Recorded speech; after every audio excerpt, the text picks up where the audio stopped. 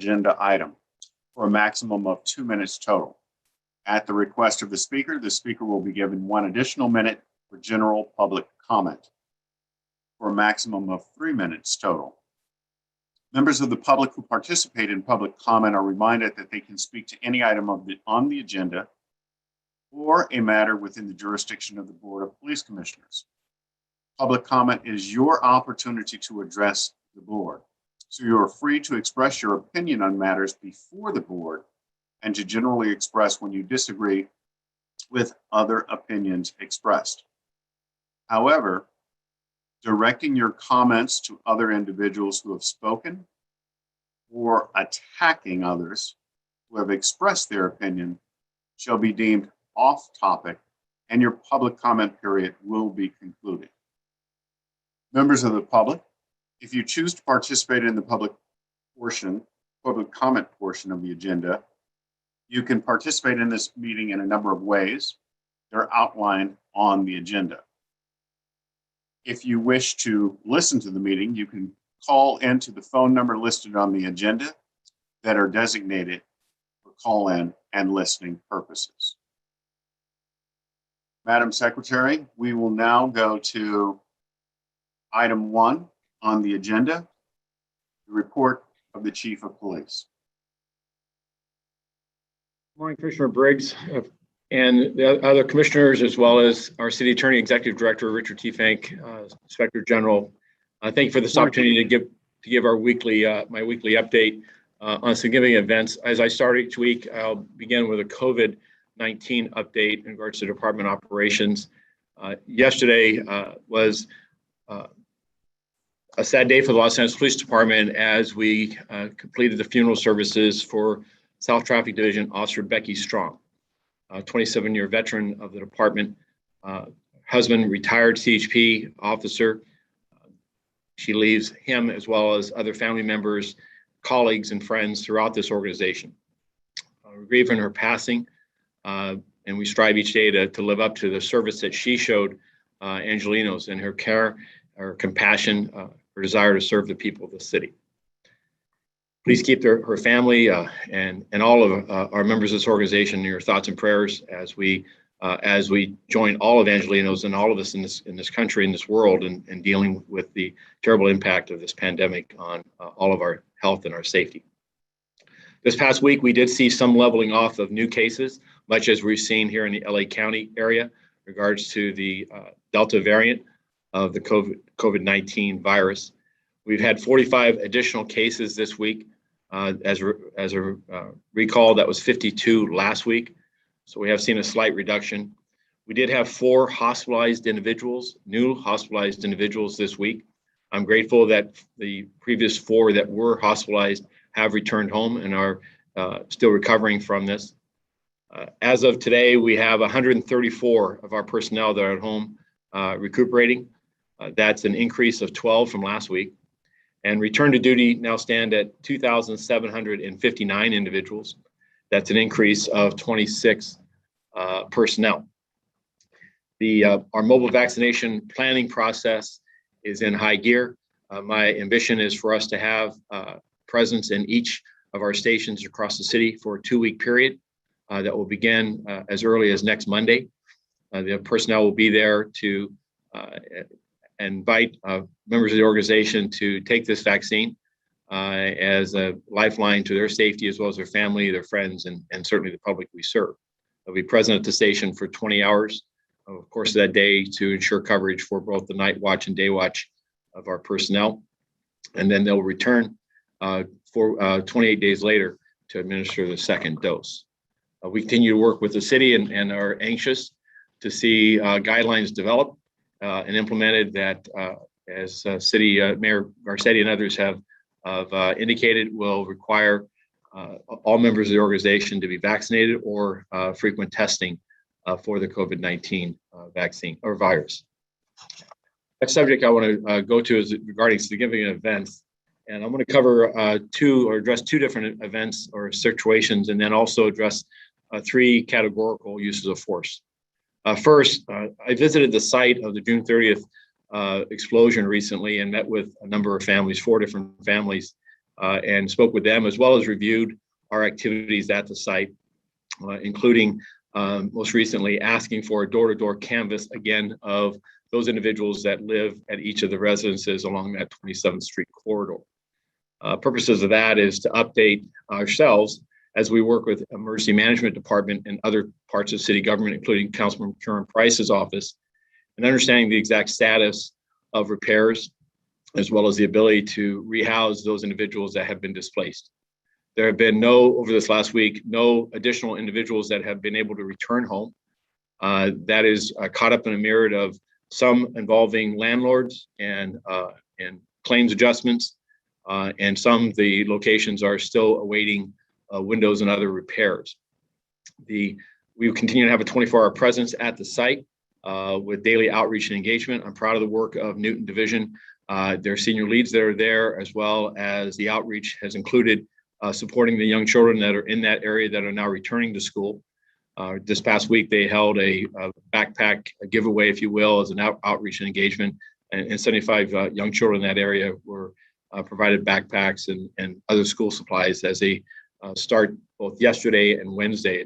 LA Unified has staggered their starts this year for these young people going back to school.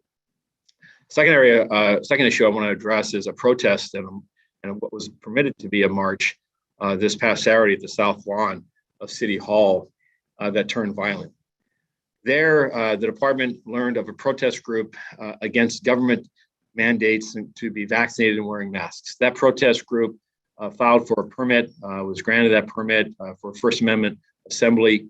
And as that was announced, a counter protest group also announced their intentions to go to this location and to demonstrate as well.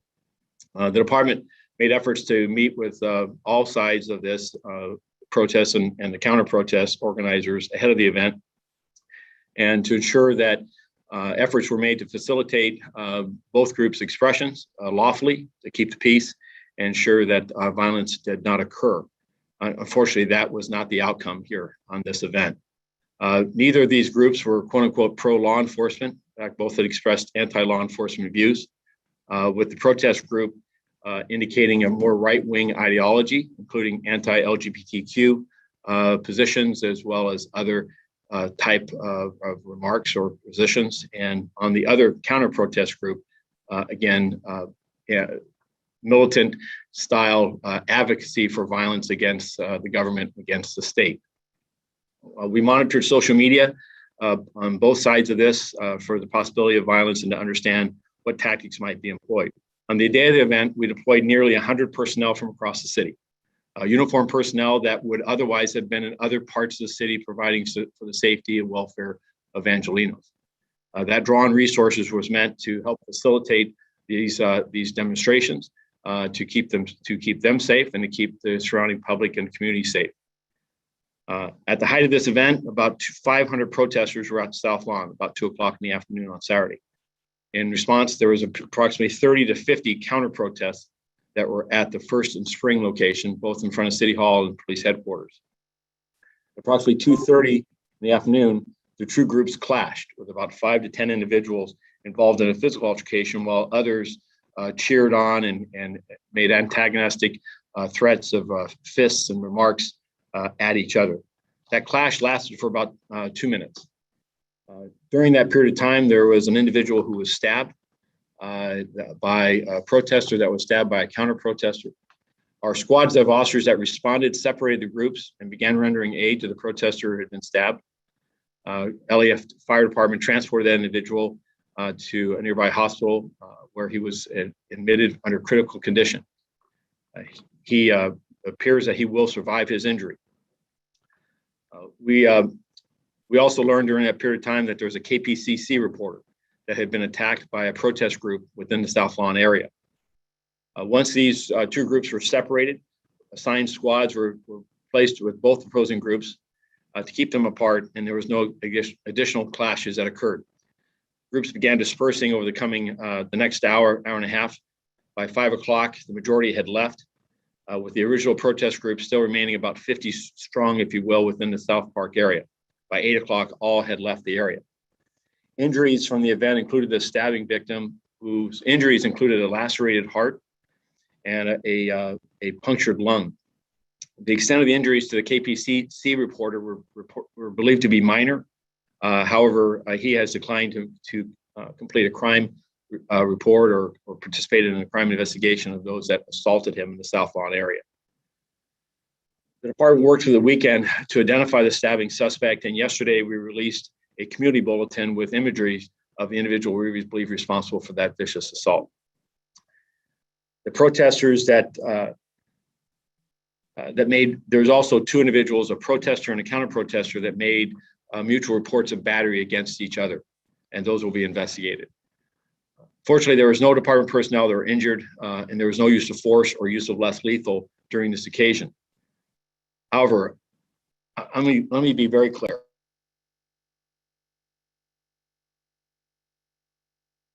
You went on mute, Chief, when you said, "Let me be very clear." My apologies, that's my button. Let me be very clear. I'm very disappointed in both groups of these protesters and find fault on both sides. Like City Council President Nury Martinez stated earlier, I denounce the violence that erupted in front of City Hall and police headquarters. There exists no excuse or rationalization, despite what members of both groups espouse, or what some members of both groups espouse, for the use of violence against opposing views or journalists. The department will continue to strive to protect all individuals and property while facilitating lawful expression, no matter how distasteful or counter to our values. And we'll also leave no stone unturned to identify those responsible for this violence. I'll move over to the to the categorical use of the force. During this period of time, on the 10th of August at about 4:54 in the afternoon, in the central area, there was an officer-involved shooting involving an animal. There, Central Area Narcotic Enforcement Detail officers were conducting an investigation on the 1300 block of Sunset Boulevard at a business related to auto part thefts and narcotics. Officers detained individuals at that location when a dog apparently attacked an officer and an officer-involved shooting occurred. The dog sustained a single gunshot wound and passed away at the scene. The involved officer was transported to Good Samaritan Hospital for an injury sustained by the dog bite. Unfortunately, he was later treated and released. A Central Area supervisor responded to the scene, took a public statement from the officer, and Force Investigation Division responded and will conduct an investigation. And the result of that investigation will be brought before this commission. There were no other officers or civilians injured as a result of this incident. Once the administrative investigation was completed on the officer-involved shooting, Central Narcotics continued their investigation for the original purpose for their presence there. Next incident was an officer-involved shooting that involved hits in the harbor area on the 13th of August. There, harbor patrol officers responded to a radio call of a man with a knife at the 1700 block of Wilmington. The officers made contact with a male individual later identified as Brandon Russell Mahan, a male black, 26 years of age. The officers directed Mr. Mahan to drop a knife. However, he instead moved towards the officers with a knife in his hand. One officer deployed a beanbag. Mr. Mahan continued on his feet, refusing to comply, and dropped the knife. A second officer deployed a 40 millimeter less lethal projectile. Mr. Mahan continued to remain on his feet and advanced towards the officer with a knife in his hand, resulting in an officer-involved shooting. Mr. Mahan was struck and fell to the ground with a knife by his hand. A rescue ambulance transported him to a nearby hospital where he was treated for a single gunshot wound.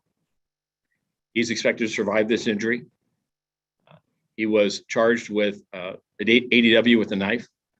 No officers were injured during this incident, and a 6-inch kitchen knife was recovered. Family liaison unit did respond to the location and make contact with his family. Force Investigation Division responded and will conduct their investigation in this matter, as did the DA's officer-involved shooting response team and the Office of the Inspector General. Lastly, I'm going to announce about a non-tactical unintentional discharge. This is a discharge or firing of a weapon where no one was hit by it. This happened outside the city on the 15th of August at approximately 8:15 in the evening. There, an off-duty mission patrol officer unintentionally discharged a rifle in his garage while attempting to remove the magazine from the weapon. According to the officer, he was unaware the magazine contained live rounds when he pulled what's called the charging handle or manipulated the weapon to inspect the chamber. In doing so, he inadvertently chambered a round, and then when he pressed the trigger, an unintentional discharge occurred. The weapon was fired. The round traveled through the glass window of his garage and struck the front-facing exterior wall of a nearby residence, which was located across the street. Fortunately, the round did not penetrate the wall, and also the house was unoccupied. No one was injured as a result of this. Ventura County Sheriff's Department did respond and will conduct their investigation, as did Force Investigation Division respond and conduct our own internal investigation as to the actions of the officer involving this discharge. Next topic I'll speak to would be the crime update. As we have reported earlier, violent crime continues to be our nemesis this year with an increase in homicides, aggravated assault, and shooting violence. Year to date, we've had 240 homicides versus 194 last year. That's 46 additional homicides, nearly a 24% increase. Over a 2-year period, that's a 47% increase. Total violent crime has increased 6.6%, with the largest increase both in homicides and aggravated assaults. Aggravated assaults have increased 11.5% this year. In regards to property crime, we've seen reductions in all of our property crime areas with the exception of motor vehicle thefts, which have increased 5% this year. Motor vehicle thefts have increased 43, nearly 44% over a 2-year period. Total property crime is down nearly 6%, with 3,270 fewer property crimes. And overall Part 1 crime is still reduced 2.9%. And over a 2-year period, it's down 8.5%. Our most pressing matters going forward continues to be too many guns on our streets. We've recovered 61% more firearms this year than last, with 5,338 firearms booked this year. These are not buybacks or those type of bookings. These are guns that are seized in the street versus 3,307 last year. Our focus on violent crime will continue during the summer and through the rest of this year. Our effort is going to be to continue to focus on those responsible for this violence and bring them before the criminal justice system. We're also working in these efforts that while we pursue those, is to police in a manner that respects neighborhoods and that provides for their safety. I'm proud of that work, both with the expansion and the work of our Community Safety Partnership Bureau in those 10 sites where we continue to see reductions in violent crime, reductions in arrests, and improving trust, but also in the neighborhood level based on our work in our 21 areas with our senior lead officers and their outreach and engagement with our patrol officers as their time allows them.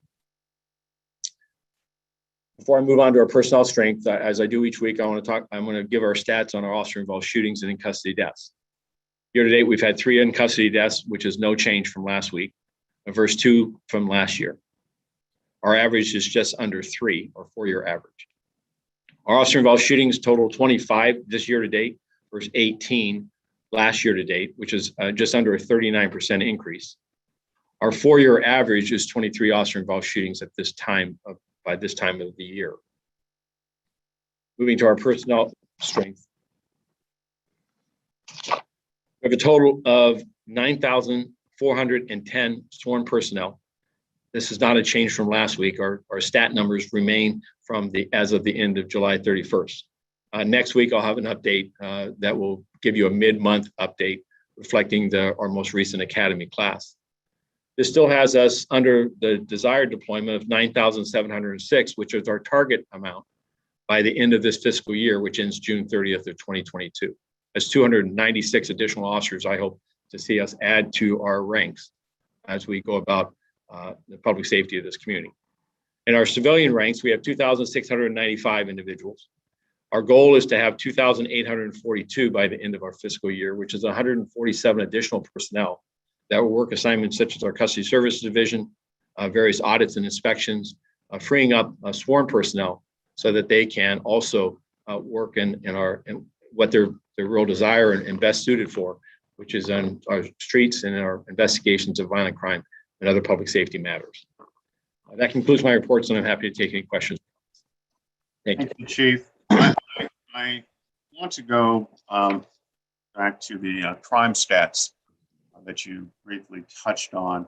As you may know, this past weekend there was a report in the Times that suggests that most of the shootings and the homicides are occurring in communities of color here in Los Angeles. There was also a suggestion that the department is not doing much around homicides that occur when there's a belief that it involves gang members. Can you address that?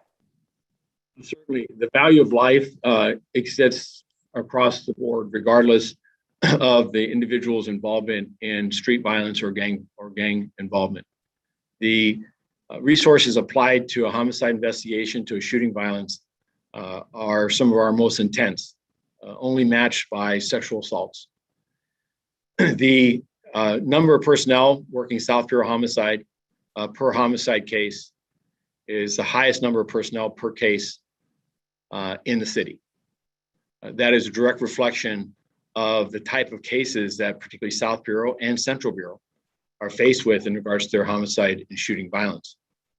Street violence, often involving individuals that have associations or membership or identity with street gangs, are that make up the bulk of the shooting violence in these areas, and are the most difficult to solve, and involve the most, therefore involve the most intensive use of resources.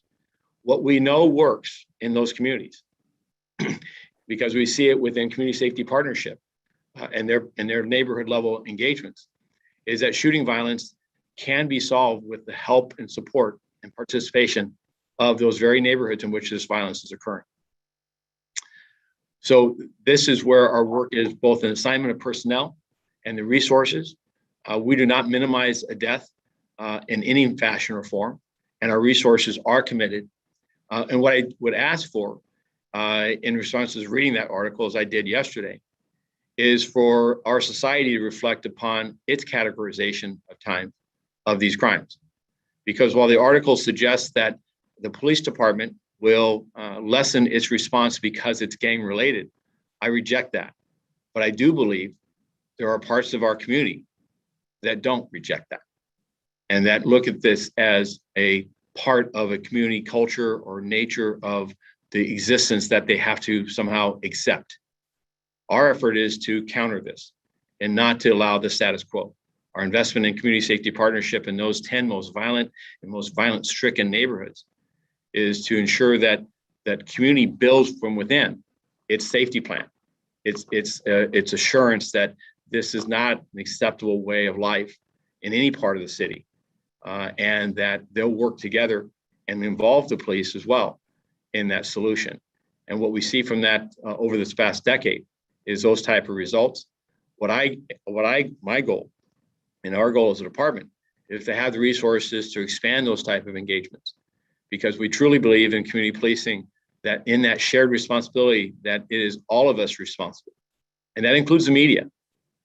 When we look at the number of shooting violence that we have and the lack of reporting on it, or we see at times an apparent, just a passing remark on it, I think that all of us share responsibility to ensure that we do not become numb, or that we not become desensitized to the level of violence. Let me also speak to the fact that I'm proud of the work of Community Safety Partnership Bureau, of our neighborhood engagement, but I'm also proud of the work of GRIT, because I know that they're out in the street, and gang interventionists and preventionists attempting to stop the retaliatory violence. And as I look across the city and I see the work here, I see the difference between us and other major cities, which are also seeing this extreme increase in violence at an even greater clip. This past weekend, it was reported in public sources that between New York City, Chicago, and Philadelphia, more than 70 people in a 3-day period of time were shot and were injured as a result of street violence. That is an untenable amount when you think about those numbers that are more than double, sometimes areas triple, 100% increase from previous periods. Our shooting victims this last month, for the entire month of from July 18th to August 14th, were 117. The previous period, for the previous 4-week period, was 129. So we have seen a 9% decrease from the violence that we saw in mid-July to from mid-July to now versus the previous month. But we remain committed to not take our foot off the throttle in the sense of identifying those persons responsible, applying resources however we have them to bring those individuals before the justice system, because we know that that will be a part of stemming further violence. But what is critical is that that not be the only part. And this department will continue to advocate for interventionists, for preventionists, for communities to work all of us together towards resolving this violence in a way that is not a extreme view that we've seen in the past, where we need to police ourselves out of this, or the other view, which is you need to remove police from these neighborhoods and somehow safety will just erupt from within, because that is not true either, as we know that there are individuals preying upon those communities and committing this violence. Thank you, Chief. I want to open it up now for questions from other commissioners. Any commissioners have any questions for the Chief? Commissioner Bonner? Yes, please. Thank you. Chief, a couple of questions, both about the protest and also the 27th Street incident. First, on 27th Street, you mentioned that you went there. First question is, did you come away with any observations or insights in particular as to what it may take to get people back into their homes and to some sense of normalcy?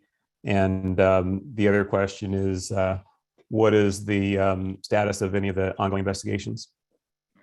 So relative to the first matter, I know that I have every confidence that the council office and other city departments are working diligently to assist the community. What I did hear from some of the residents is a concern that some who were not displaced or were displaced for a shorter period of time are asking for additional support that perhaps those that were displaced are getting, stipend cards and some other financial support. So we are working with the council office to ensure that one family I spoke with were out for a week, but they missed their home so much that while they still are awaiting repairs for some glass and ceiling repairs, they moved back into their home. And what they just asked was that they would be provided the same type of support as those that still remain displaced. Also, that we are seeing, for instance, some windows that are still remaining plywood and still remain boarded up. And so, and I spoke with another family that had some damages, but it wasn't clear to me that the repairs were in some type of sequenced or organized fashion. So what I've asked our personnel to do in the support of this is we have a roster of the entire community, is to go door to door and just kind of check up outside of the council office and EMD to understand what, from people that are there, what is their understanding of claims that have been filed or not, that have yet to be filed, and the exact nature of damages, and whether they have contractors that have come and provided quotes. I know the city attorney's office is committed to quickly turning around those claims, but I spoke with one family that is yet to put in a claim. And so we want to be the facilitator of that. And while it may not be in our wheelhouse, so to speak, as our primary responsibility, I think that we can, in our efforts to help restore this community, can have a shared responsibility in helping and facilitating and just doubling down our efforts to see this community recover. In regards to the investigation, I met yesterday with Special Agent in Charge Villegas from the ATF. Their formal investigation continues. It is expected to be done within the next 2 to 4 weeks. I know that it's initially scheduled for 30 days, but our update yesterday was it could be completed by the end of the month, or it could slide into September.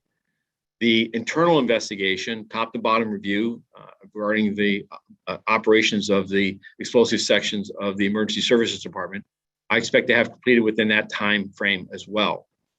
And then lastly, the commitment by the FBI to come in and do a full and expansive review of all of our operations within our explosive section of the ESD, the bomb squad, if you will. That will follow their review of our internal report and the ATF report. So we still have some work in front of us in regards to the final determination. And my commitment is to the community members that once the ATF report is finalized, is that the discussion is I intend to meet with them and to have that community to be the first to receive that. We provided a press statement and media in the initial days of this, on the initial preliminary investigation, as a means because of a great public interest, and a concern was to ensure we put the information out and it was clear. I believe the next obligation is to update the community members first as an order of preference out of respect to their interest in regards to how this occurred and what our steps going forward are.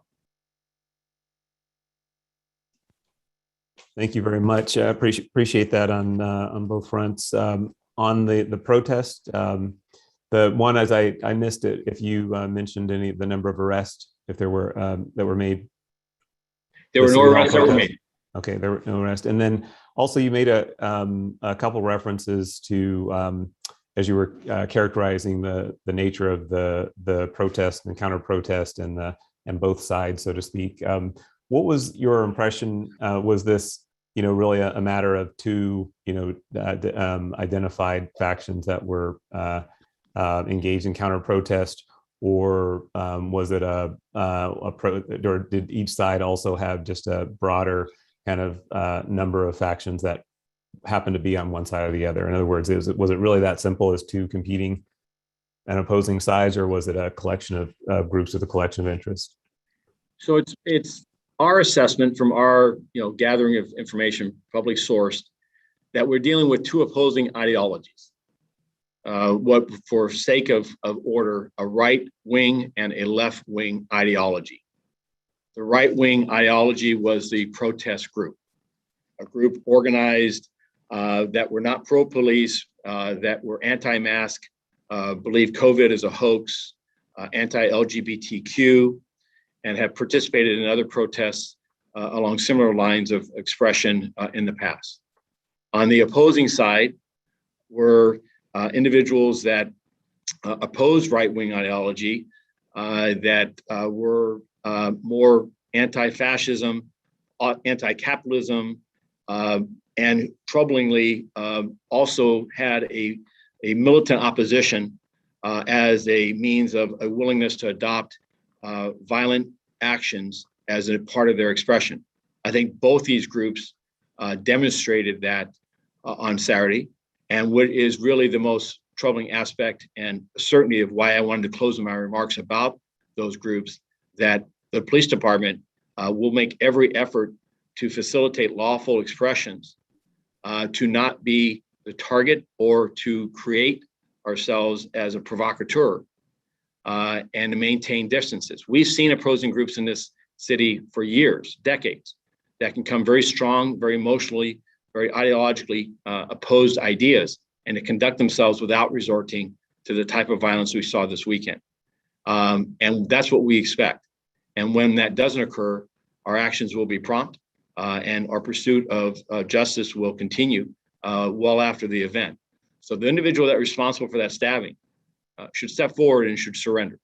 I believe, based on the community's input and the community tips that we will receive with the posting of these photographs, that we'll be able to identify the individual and bring them before the justice system.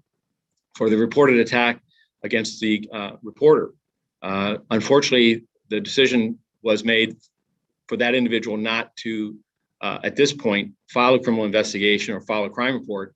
But our interests are similar, to identify the individual or individuals responsible for that attack, as described by his social media posts, as ripping his glasses off, assaulting him, and to bring them before the criminal justice system as well. Thank you. And if I heard you also correctly, that you said there was also no use of force. That's correct. Okay. Thank you very much. Thank you, Commissioner Decker. Commissioner Bonner. Commissioner Decker, I saw your virtual hand up. Do you have any questions? No, that was a mistake. I apologize, Commissioner Briggs. Okay, Commissioner Soboroff. I do. Chief, a topic that we've really never talked about, and I'm interested in your thoughts, is unreported crime. Certainly in homicides, there aren't many unreported homicides because they happen. But when you talk about theft, robberies, et cetera, what's the ramifications of unreported? Is there funding that comes to us from the federal government that's based on any of this reporting? What are the ramifications of unreporting crime, and how should people think about it? We're very concerned. We know that by our studies, by academic studies, that the report of sexual assault, sexual violence, domestic violence are two significantly underreported crimes. By some statistics, about a third of those actual crimes actually ever get reported. We work to build trust with victims of crime, to build assurances to them that they'll be protected, and that our efforts to investigate and bring before the criminal justice system are genuine and needed to stop the cycle of violence, to stop the individual who's responsible for violence from continuing. Street robberies or any crime of violence that is not reported sets a scenario for perpetuating that crime. And the same for underreporting property crimes.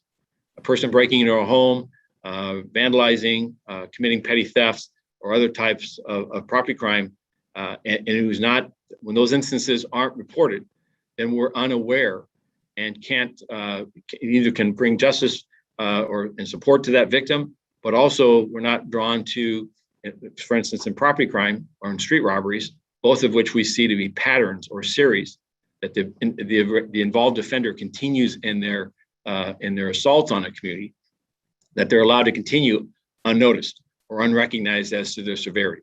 So there are not this issue of funding. The department isn't provided funding per crime.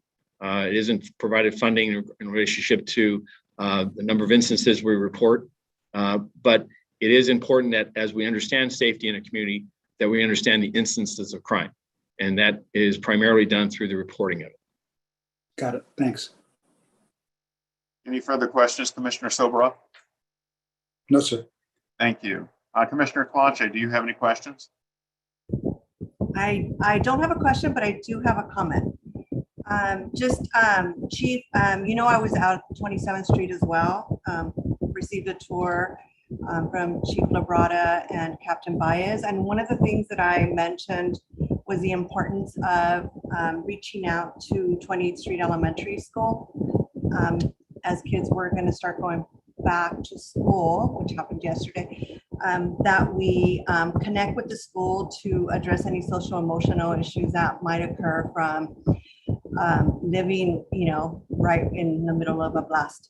I did reach out to school mental health. I will work with, and I'm waiting to hear, it's probably really busy right now because school just started, but I want to see if there is an opportunity to talk to the folks at 28th Street to see if there is a way to bring resources to address some of those social emotional issues that might occur. I mean, it's a huge trauma. When I was there, I noticed there was a lot of kids on that block. So I just want to make sure that we're attentive to that issue as well. I will follow up. I don't know who you would want me to work with, but I did reach out to school mental health, and I will also put in a call to the school principal to see how we can bring additional resources to the school through just our contacts or through the county. We can talk later, but I just wanted to know how important it is to address any trauma that might, have long-lasting impacts to kids growing up right on that street. And the school is actually like right the next block behind. Yeah. Absolutely. Work on that. In my meeting with, for instance, right on topic, one of the families that I met with had 3 young children, a 6, 9, and 12-year-old, and their mother had already gotten counseling services. One of them started school yesterday. The other 2, the younger ones, are starting tomorrow. 28th Street School, to your point. Our people are, Captain Bratcher was on scene, Chief Labrada. I know the senior leads are working with that school, and I agree with you that there are some walking wounded there in a sense of emotional pain from this tragic event. And we're all of us are interested in ensuring that those children are properly supported. I'm happy to say that the mother felt that the help and support that she was getting through the counseling services were top notch, and we're providing for that recovery. But I do believe as the school opens and the people return back, we could see other behavioral issues and so forth that we need to make sure that the school is responding to appropriately. Right, and that we're partnering with the school. I mean, this is a huge community, event, traumatic event. So the school needs to also see if there's any, lasting impacts. But so Yes. I will check in with you to see like who would be the appropriate. I don't know if it's captain or the chief, just so that we can talk to the school. I would ask you speak with Captain Bratcher. I'll ask actually Captain Bratcher. I believe Captain Baez is out of the office this week, but I'll ask them to reach out to you today. Perfect. Thank you. Thank you, Commissioner Kalante. And thank you, Chief, for that report. Madam Secretary, we'll now move to the public comment period. And can you open the queue? Excuse me, Commissioner Briggs, I also just wanted to note for my colleagues, I've already mentioned to you that I will need to sign off probably around 10:45 and hope to rejoin before closed session. Thank you, Commissioner Bonner. Thank you. Okay, our first speaker is Esther, followed by caller ending 3146. Chief's report and public comment, please. Okay, 2 minutes. Regarding the vaccines, I think they should be voluntary, not mandatory. Remember the saying, my body, my choice. It is wrong, unethical to force people to inject their bodies with chemicals. These men and women in blue have dedicated their lives, oftentimes risking their lives, and for you to force them to violate their conscience or else they lose their jobs is wrong. A good question that you should ask yourselves: if officers take your forced vaccine and they are injured, will LAPD pay for their hospital bills, or worse, God forbid, their funerals? LAPD should be held liable. We would like an update on July 3rd, the WeSpa attack on the Christians. Is it classified as a hate crime? Also, regarding the August 14th protest, those people were there protesting against vaccine passports. I didn't see one sign against police or LGBTQ or even rhetoric to go along with that. Instead, there were many protesters there in that group of 500 who actually are LGBTQ, and they definitely support police. I saw many signs supporting police. So that is not accurate, and you need to correct that. I did see a group there, however, holding an anti-fascist action flag. So indeed, Antifa was there, Black Bloc, whatever you want to call them. They were dressed all in black, helmets, black umbrellas. They're there to create mayhem, and their goal is to cause civil unrest so that way you guys will call an unlawful assembly to get us shut down. This is a fight of good versus evil. The blue line is thin for a reason. You LAPD, you Board of Police Commissioners are responsible for holding back evil. If you give up this thin line, our city will be gone and all hell will break loose. It will be a scene out of the movie The Purge. We have seen increase. Okay, thank you. Caller ending 3146, followed by Jason R.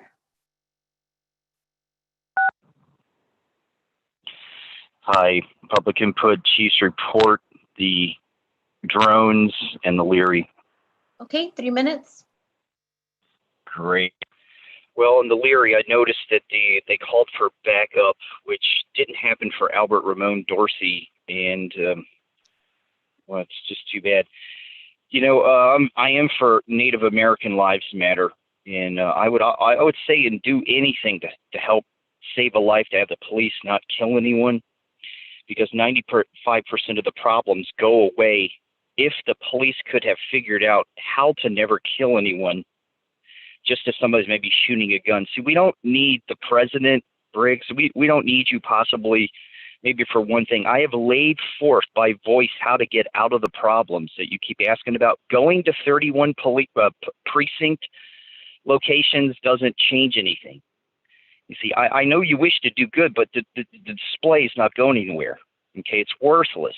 Just like Soboroff, the toilet mayor, Bratton, Charlie Breck, you know, Sancho Tina, he's been here for 30 years. If he knew how to get us out of this, he could get us out of it. He doesn't know. He brought up the Chicago female shot in the eye. If what I said was embraced, this woman, a real woman, not a little girl like the madman vice president, this officer, her 2-month-old child would have a mom. By what you all people do, killed another female. She probably likes high heels too, but she's dead. My direction saved her life, but she's dead today. We don't need you to go to 37 precincts, buddy, because everyone's direction is failing this police officer. All police officers are being failed. I, Jonathan Foster, I protect women.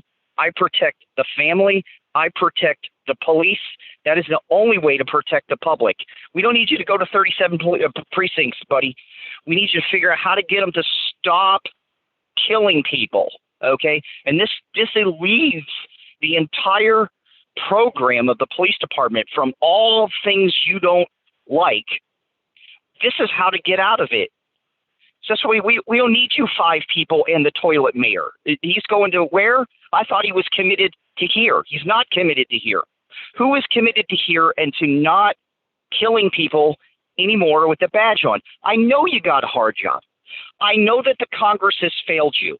I know every president has failed you. I know that the Supreme Court has failed you, okay? I'd love to put him in jail, okay? But the one thing that you have the power of is to not kill anybody today, unless they're booming the gun. I get it with the knives, if they're charging with us, but that's what you need to focus on. That's what gets everybody out of this problem. You've never done that.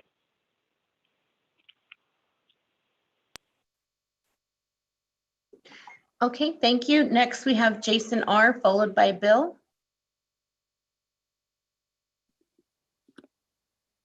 Hello? Hi, what items would you like to speak on? All of them. Okay, 3 minutes. All right, so this is Jason with BLM LA.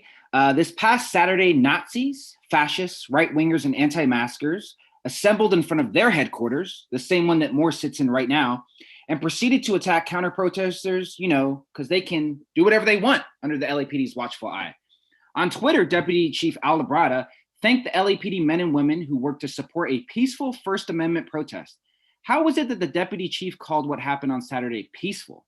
He wrote, and I quote, "Tragically, there are those that arrive with the intent for violence, hatred, and disorder. So the ones that roll up with body armor, knives, bats, yelling fuck Antifa, hurling homophobic slurs to the media, and kicking, beating, and stabbing counter-protesters aren't the ones who arrive with those intentions, but the counter-protesters do. There's no question why the LAPD defends these type of people. It's because that's their people. That's their community. That's who they protect and serve. White supremacy. More on more. You're such a fucking liar. Those are back to blue people. Blue Lives Matter morons. They weren't anti-law enforcement. That's your base.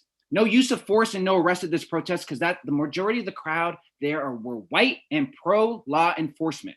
Question, was the stabbing part of the permit they got from you? On the note of anti-maskers, Musty Mike said 2 weeks back that 55 officers had received counseling or training about mask wearing. Really? So you're telling me that the average LAPD officer that makes $144,000 a year needs counseling or training to wear a mask? Something that a 4-year-old comprehends. It's very simple. You take a mask and you cover your nose and you cover your mouth. 6 figures, and these idiots don't know how to wear a mask. You've heard us say over and over again, if they aren't held accountable for wearing a mask during a pandemic, how will they be held accountable for anything else? And for the record, accountability doesn't exist within this department, because if it did, Chief Moore, Sergeant Helper, and Captain Stabile, and the whole list of white supremacists would have been fired by now. Let's see here. I'm wondering how your department is going to frame the person who was on a stretcher restrained that got elbowed in the face by one of your officers. Didn't hear that in your chief's report. And I also want to know why, here we go, Briggs. You skipped last week's meeting to recover from the thrashing in your first week as president of this bogus commission. I didn't expect a lawyer with all your bullshit accolades to be so shooketh by public comment. It is so clear that you are not the citizen's voice in police affairs, as you literally can't stop saying us when you refer to the LAPD. If you were so eager to be part of the LAPD, I'm sure they'll make an exception for you. I mean, you were an active participant in that recruitment minstrel show on July 21st, trying to trick Black people into becoming race traders. Sign up and make your dreams come true, you fucking coon.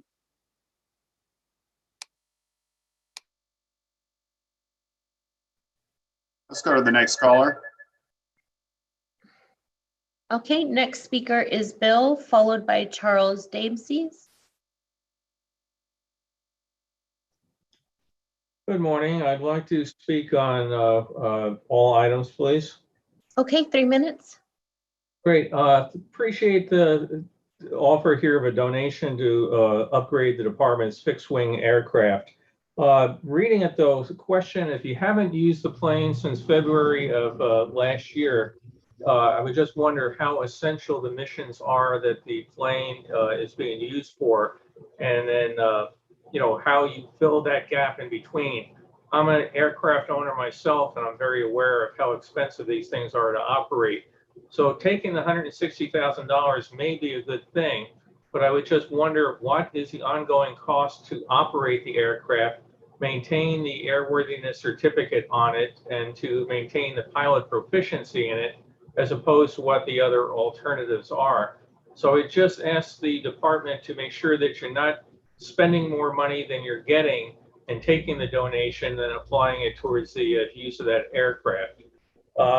Second, on mental health issues, the city has continued not to staff in regards of mental health for a lot of the homeless and other people that are out there, still putting the officers in a spot where you have to address the people that need some big issues. And in my particular division, we have some people that are just on a rotating door, pick them up, send them out, pick them up, send them out. And I was wondering if the department has done any particular analysis of repeat offenders and figure out how much it costs to keep rotating them in and out as opposed to what it costs to actually do them. Third thing I'd like to talk about is bike officers. I know a number of bike officers that are telling me that they're not interested in maintaining their bicycle certification because they keep getting sent downtown to have things thrown at them. If you're a bike officer, you get 0 additional pay to have things thrown at you. You get 0 additional pay to go ride the bike when it's 112 degrees out instead of ride in a car. I think bike and foot patrol can make a huge difference to the city in terms of interaction with people, people getting to know the police getting to know the people. So I would ask the department and the commission to look at how do you give people incentive to do things above and beyond driving around in a black and white and to get out on the street. I was absolutely thrilled to see that you're having the reserves out working in the Hollywood division. People I've spoken to that live in that area were very happy to be able to talk to the officers and actually see them out there. And it gave a greatly increased sense of security and safety out on the street. So anything you can do to put more people out in the streets, walking up and down and getting out of the cars, even if they can just park the car for 10 minutes, walk down 1 block, get back in the car and go. If you're able to do that between radio calls, I think it can be a huge public safety factor. I thank you for all you do, and I yield the rest of my time. Okay, thank you. Next, we have Charles Dempsey's, followed by Q Jean-Marie. Hi there. This is a question about, speaking to agenda items 1, 2, and an additional minute for public comment, please. 3 minutes. This is a question about the 2017 e-commerce exchange zone program. I haven't seen it discussed much since 2017. My understanding is it only exists in the West Bureau and South Bureau. And I'm curious if you guys have looked into this program at all and decided to expand it. As a reminder, this is a program that creates a safe place for people who might meet up on Craigslist or Facebook Marketplace to sell goods to each other. I have been trying to get this expanded into other bureaus since 2019, and it would have helped me a lot personally during the pandemic when I was selling things to keep food on my table. So yeah, basically this is security cameras in a parking lot and a sign that has, says you can park here temporarily to exchange items with other people. So if we could expand that program, it'd be great. My other topic would be for the commission. I have emailed you guys maybe 4 or 5 times over the past 6 weeks at the email address on the agenda and never received a response. So I'm curious if you guys can look into whether or not you're receiving emails or responding to them in a timely manner. I yield the rest of my time. Okay, thank you. Next, we have Q Jean-Marie, followed by TK.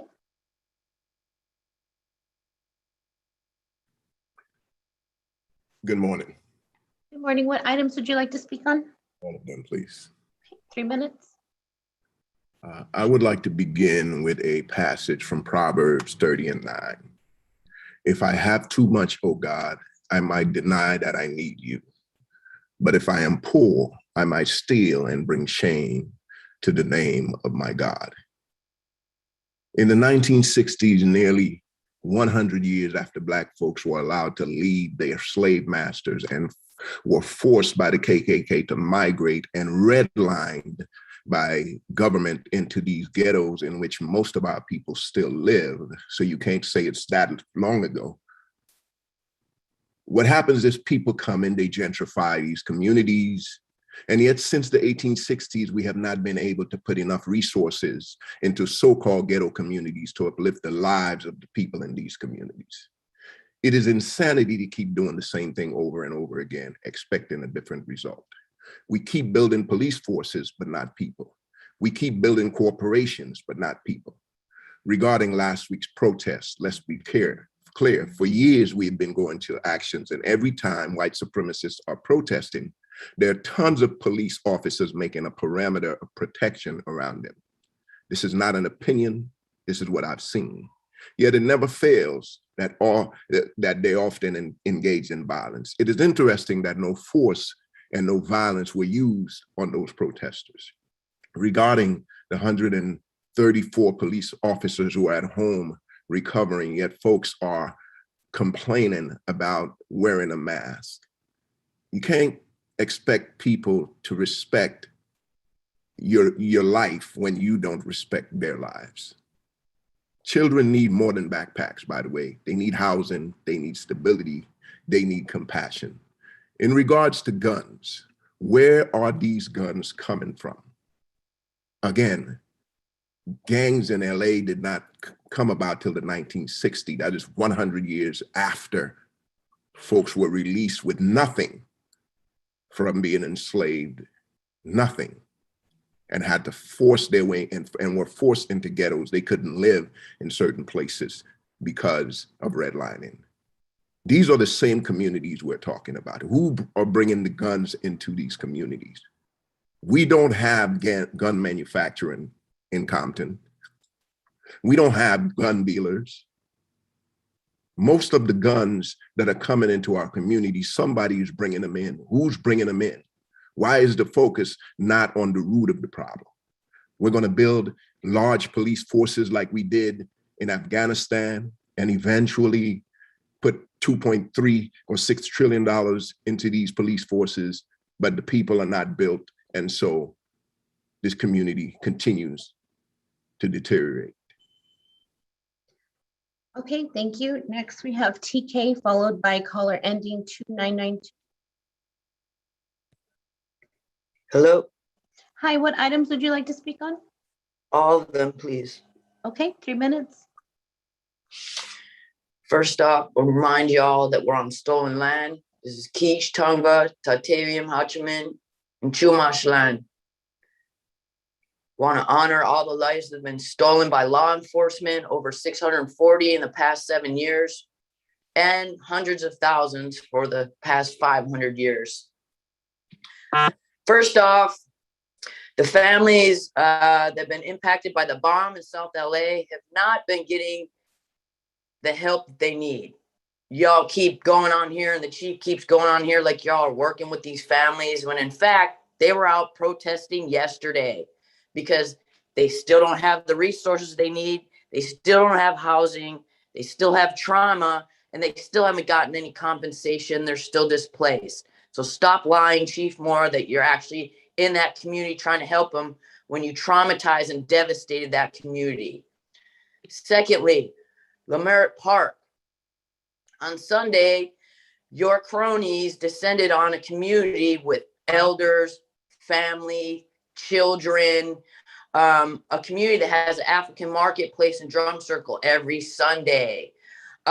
You came in with about 10 officers driving erratically like maniacs when there's children and elders around, almost running people down in the street trying to chase someone, because every time you're trying to chase someone, it almost ends up in fatal disasters. You've run people over, you've killed people while you're chasing people, so on and so forth. They weren't wearing any masks. About 10 officers in cruisers and cars descended upon the community, driving erratically, running around like maniacs. The community had to remind them that you're not going to come in and do something like that and endanger our entire community. Thirdly, Chief Moore, you got to go. We need to fire Chief Moore. You're a disgrace to the community. Your whole department needs to be dismantled. How you're even up and running at this point is beyond me. Oh, that's right. You're stealing all the community's money. You're eating up $3 billion a year of our funding. Also, let's talk about 3A, 9,888 for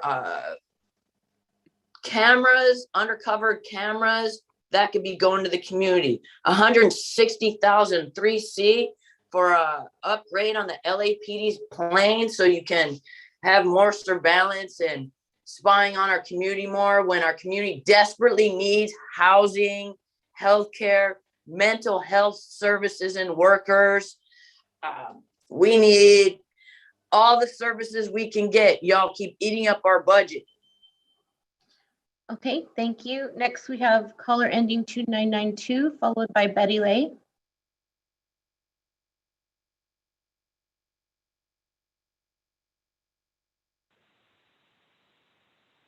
Good morning. General comment only today, please. Okay, 1 minute. Thank you. Good morning. I would like the commission to consider taking a stance on the current directives of our district attorney. It's concerning that hate crimes, so, LGBT community is vulnerable, Asian, Black, Latino, Jewish community is very vulnerable. And under our district attorney, he refuses to file any hate crime special circumstance in the event of a hate crime murder. So please consider reviewing this and possibly trying to take a stance or position and do something about this. And likewise, there's no enhancements for gang-related crimes, use of a gun, or for benefit of the gang. And so. Okay, thank you. Next, we have Betty Lay, followed by MJ King. Can you hear me? Hi, yes. What items would you like to speak on? Chief's report, agenda items, and public comment, please. Okay, 3 minutes. Thank you. First off, my condolences for Officer Strong's family. I support Chief Moore. I support LAPD. I also want the commissioners to know that on the agenda items, I support 3A, B, C. Best of luck on item 4A for Rampart. Also, I'm in support of excellent evaluation on items 5B in closed session. I think it's important that everybody understands we have one race in this world. It's called the human race. I support the blue. I back the blue. I back all law enforcement, all first responders. Please, let's everybody get on the same page. It's very important. I thank you and I yield the rest of my time. Okay, thank you. Next, we have MJ King, followed by Hamid Khan.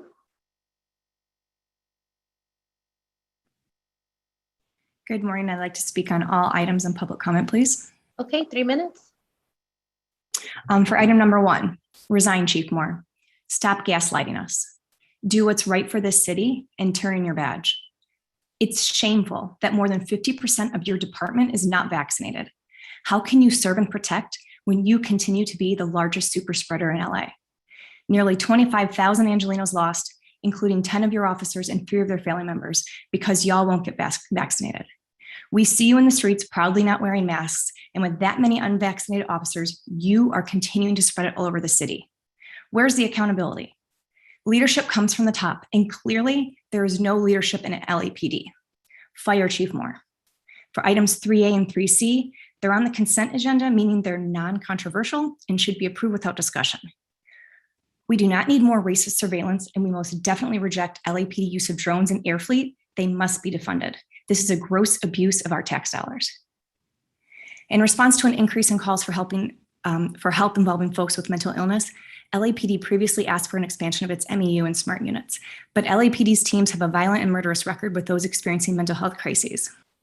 Yet again, Friday, LAPD responded to a person in crisis by shooting them. Mental health professionals respond to mental health crisis without murdering our neighbors. LAPD does not. Take the police out of mental health crises response and fund mental health professionals. For general public comment, you need to stop canceling meetings just because you don't want to hear from the public after your misconduct. 45 minutes is not enough time for public comment for a city of our size, especially after consecutive meetings are canceled. You also need to resume in-person meetings with a virtual option to provide public comment. This weekend demonstrated the lack of institutional control in LAPD. Shooting a person who needed care on Friday, emboldening white supremacists to attack our community members right in front of LAPD headquarters on Saturday, and an officer punching a person handcuffed and strapped to a gurney on Sunday while all the other officers just looked on. $8 million of our taxpayer dollars squandered daily. This is what we're paying for. We need to reinvest these billions in our communities. Fire Chief Moore, defund LAPD. I yield the rest of your time. Okay, thank you. Next, we have Hamid Khan, followed by Summer.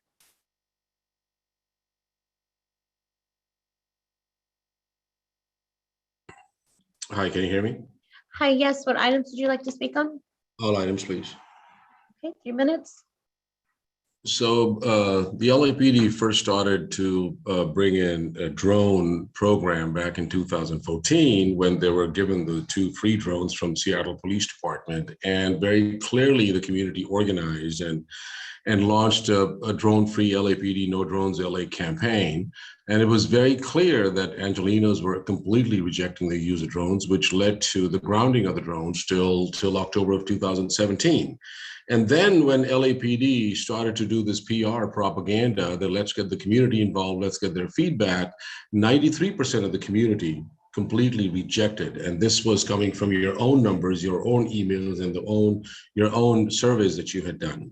And one of the key elements at that time, and one of the key pieces that the community kept on raising, was the issue of mission creep, that how the claimed intent is going to expand into all crime operation, all kind of daily operation to monitor protesters, to basically just run the whole city. And now the report is showing that gradual move and the expansion of the mission creep, where it is so reminiscent of what SWAT started back in the 1960s. And as dealing with extraordinary situations and bomb threats and hostage crisis, which led to down to about 80% of the time, low-level arrest warrants were being issued, given away by SWAT as well. So that's what we are seeing the trajectory. Now, when you add into the drone fleet helicopters, and when you bring in a fixed-wing airplane, a King Air, what you have is of a local municipality, an air force that is very much in operation. Now, Moore keeps on talking about community safety partnership, and we all know for the last 10 years that that is very much rooted in counterinsurgency, to the point that the data-informed community-focused policing handbook even has word by word the script from U.S. Army's counterinsurgency manual. And I don't know, Bonner, if you're aware of that they've been kind of using side by side the same language, that how communities need to be pacified, how you build and you identify some folks in the community that you supposedly build that relationship by giving them more favors. But absolutely, you just turn community into snitches. You create a whole stalker state, and you create a surveillance state as well. So here we are, almost like a completion of LAPD's Air Force, which is we're going to see exactly how the police state operates, where you have pacification on the ground, where you have mass surveillance in the air, where people's behavior is being constantly surveilled, where data is being data mined, where it is not only being shared within the police departments as well, but becomes a major sharing conduit for public sector agencies and for the rest of our lives. So, but we will continue to fight back, and we will dismantle it, as 37% of Angelenos told in LAPD's own survey that dismantle LAPD. Okay, thank you. Next, we have Summer, followed by Machos Cadane.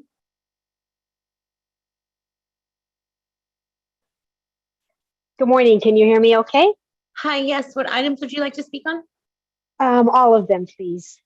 Okay, 3 minutes. Okay, thank you so much. Thank you for your time to address the commission. First, I'd like to congratulate Commissioner Briggs on his appointment to the commission. I believe his realistic and pragmatic approach will serve the commission and the city of Los Angeles well. Thank you for National Night Out. It was a great success for the community, and we need more opportunities like this for the communities to come together. I'd also like to echo my recent comments stating my disgust with the mayor, city council, and so-called city leaders. The fact that this group is not being held accountable for the failure to resolve issues like homelessness is appalling. Their lack of inaction, their lack of leadership continuously leads to crime that ultimately must be dealt with by LAPD.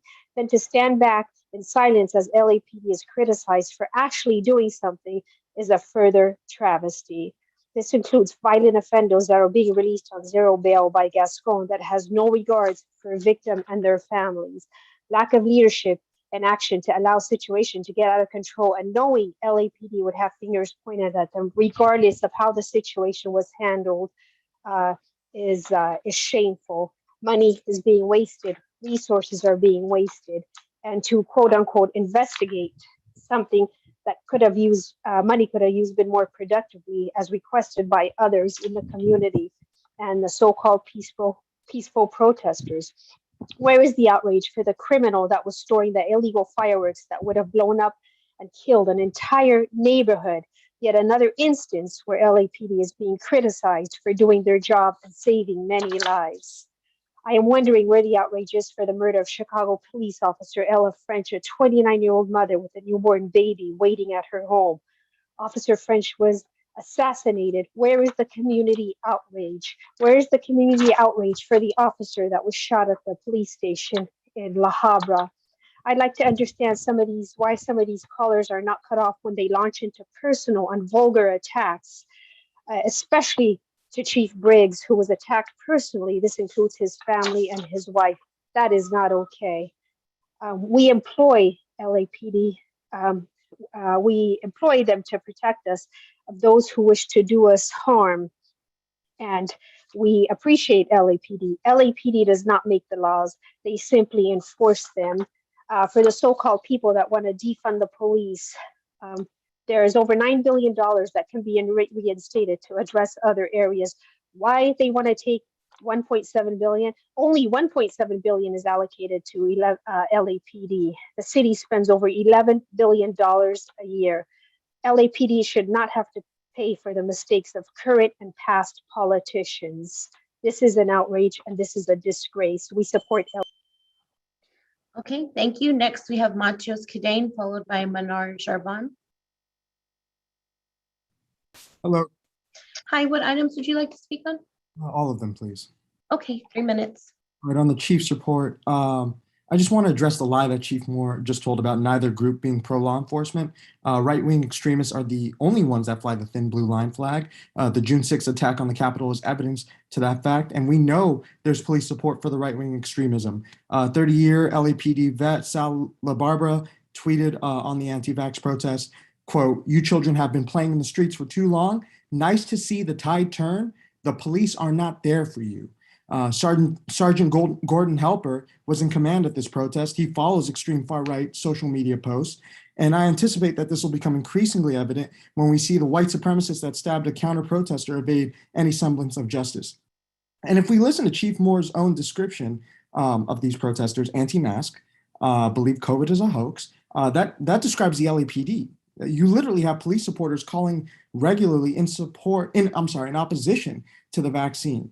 Also, you still haven't named the LAPD officers who were involved in the attack on the Capitol. Please do that promptly. But back to the protest, I can't help but draw a contrast between how passively the LAPD hit the scene here after a stabbing and the absolute fervor they showed when beating a group of predominantly Black peaceful protesters, including children and elderly folk eating brunch in front of the mayor's office. Chief Moore's comments on the attack are reminiscent of Donald Trump's 2017 remarks about the white supremacist protests in Charlottesville, Virginia, saying both sides were disappointing. Remember, only one side committed a stabbing. With that understanding in mind of how Chief Moore is framing this, when Chief Moore says the LAPD will protect civilians that are quote unquote untasteful, I'm assuming he meant distasteful, or counter to their values, it should be understood that he means the counter protesters and not the right-wing extremists. I also want to touch on the fact that the LAPD shot another person experiencing a mental health crisis last week, showing yet again that they are unfit to handle mental health crisis. And one more thing I wanted to address, Chief Moore. Chief Moore said, folks believe that removing police from these environments will magically make crime disappear. That's stupid and incredibly reductive. What we're saying is eliminate police as an occupying racist white supremacist force, take the resources that are allocated to them and give them to the community. That way communities can prosper and grow. And I do want to point out that you still haven't uplifted the names of Ozzie Hutchins and Ramon Reyes, the two victims of the LAPD bombing. You spoke in some length about doing outreach and talking to that community, but you still haven't said their names. Lastly, I want to reiterate what our brother Hamid Khan said about this increasing Air Force the LAPD is building. The fact that we haven't wanted drones, we've been fighting drones since 2014, and how they'll be used to brutalize us in nefarious and sinister ways. I yield the rest of my time. Okay, thank you. Next, we have Manar Jarban, followed by Kim. Hello. Hi, what items would you like to speak on? All items, please. Okay, 3 minutes. First of all, fire Chief Moore. He's got to go. He fails to hold his department and officers accountable. We hear these COVID cases numbers amongst LAPD officers and how many police officers are hospitalized with COVID. Yet more than 50% of his department refuses to get vaccinated and also refuses to wear masks in public. They continue to put our health at risk and then go home and expose their wives and kids. LAPD don't keep anybody safe, not even their own families. More, what happens to legal complaints that are filed against LAPD officers for not wearing masks by the public? When the public emails you asking about what happened to those complaints, you respond with, "We discussed this issue during the commissioner office, the commissioner meeting." Addressing this during the meeting isn't accountability. Moore probably throws these complaints away in the trash like our public safety is a joke to him. We saw the way LAPD enables those right-winger fascists in front of LAPD headquarters on Saturday to harass, beat, and attack people, including media. LAPD is a machine that only serves and protects white supremacists. There are multiple videos circulating in the internet showing the violent right-wingers attacking and beating journalists while at least 5 LAPD cars just drove by doing nothing, and cop and officers standing there with their backs against those fascists. How much money was spent that day on the officers covering the demonstration, yet they weren't able to keep anybody safe. Saturday is just another proof that LAPD is serving in opposition of public safety. We see the violence Black and brown protesters are met with when we are peacefully protesting police brutality. You continue to prove to us that you are only here to serve and protect white supremacists. We also saw the video circulating in the internet showing LAPD officer striking someone who was in custody. The officer wasn't suspended until the video was on the internet. How many LAPD officers get away with similar violent behaviors because they weren't caught on camera? This is why we must defund LAPD. This department is trained to be violent, racist, and power hungry. They don't keep us safe. We need to divest these resources away from them and pour them into our communities. LAPD shot someone on Friday who was having a mental health crisis. They continue to further traumatize our communities, yet we continue to give them more money. Defund LAPD and fund our communities. I yield the rest of my time.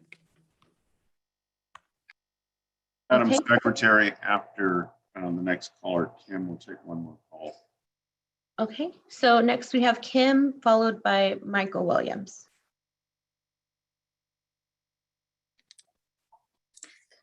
Hello, can you hear me?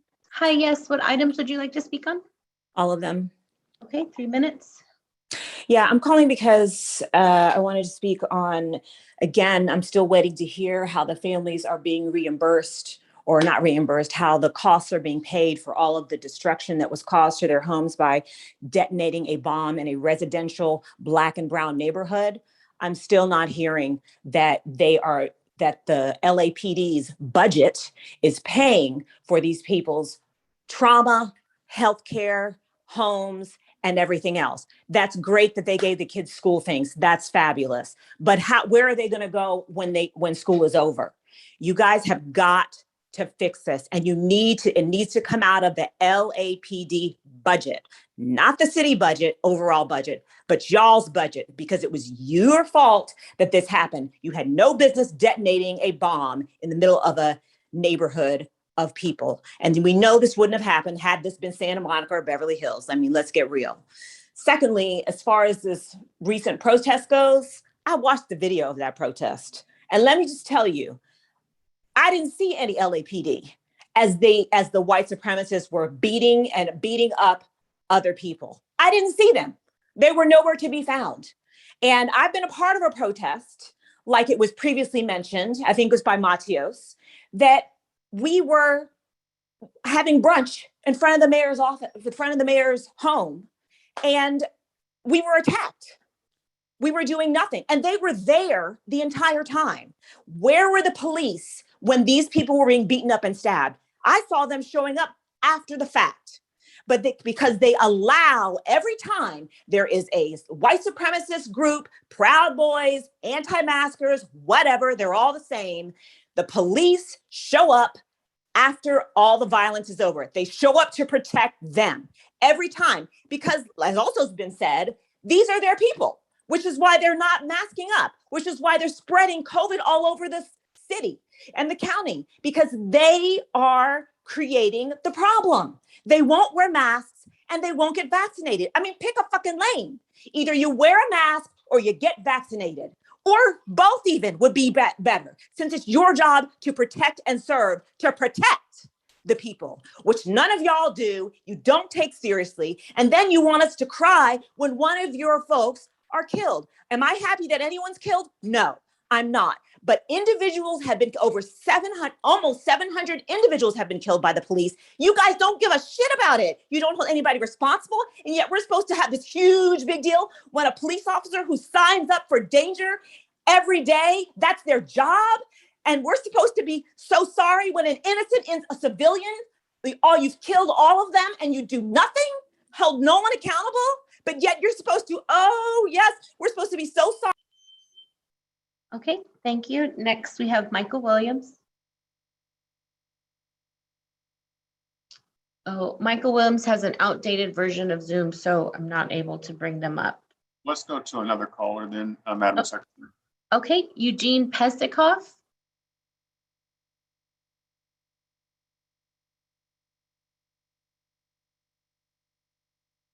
Eugene, you're on.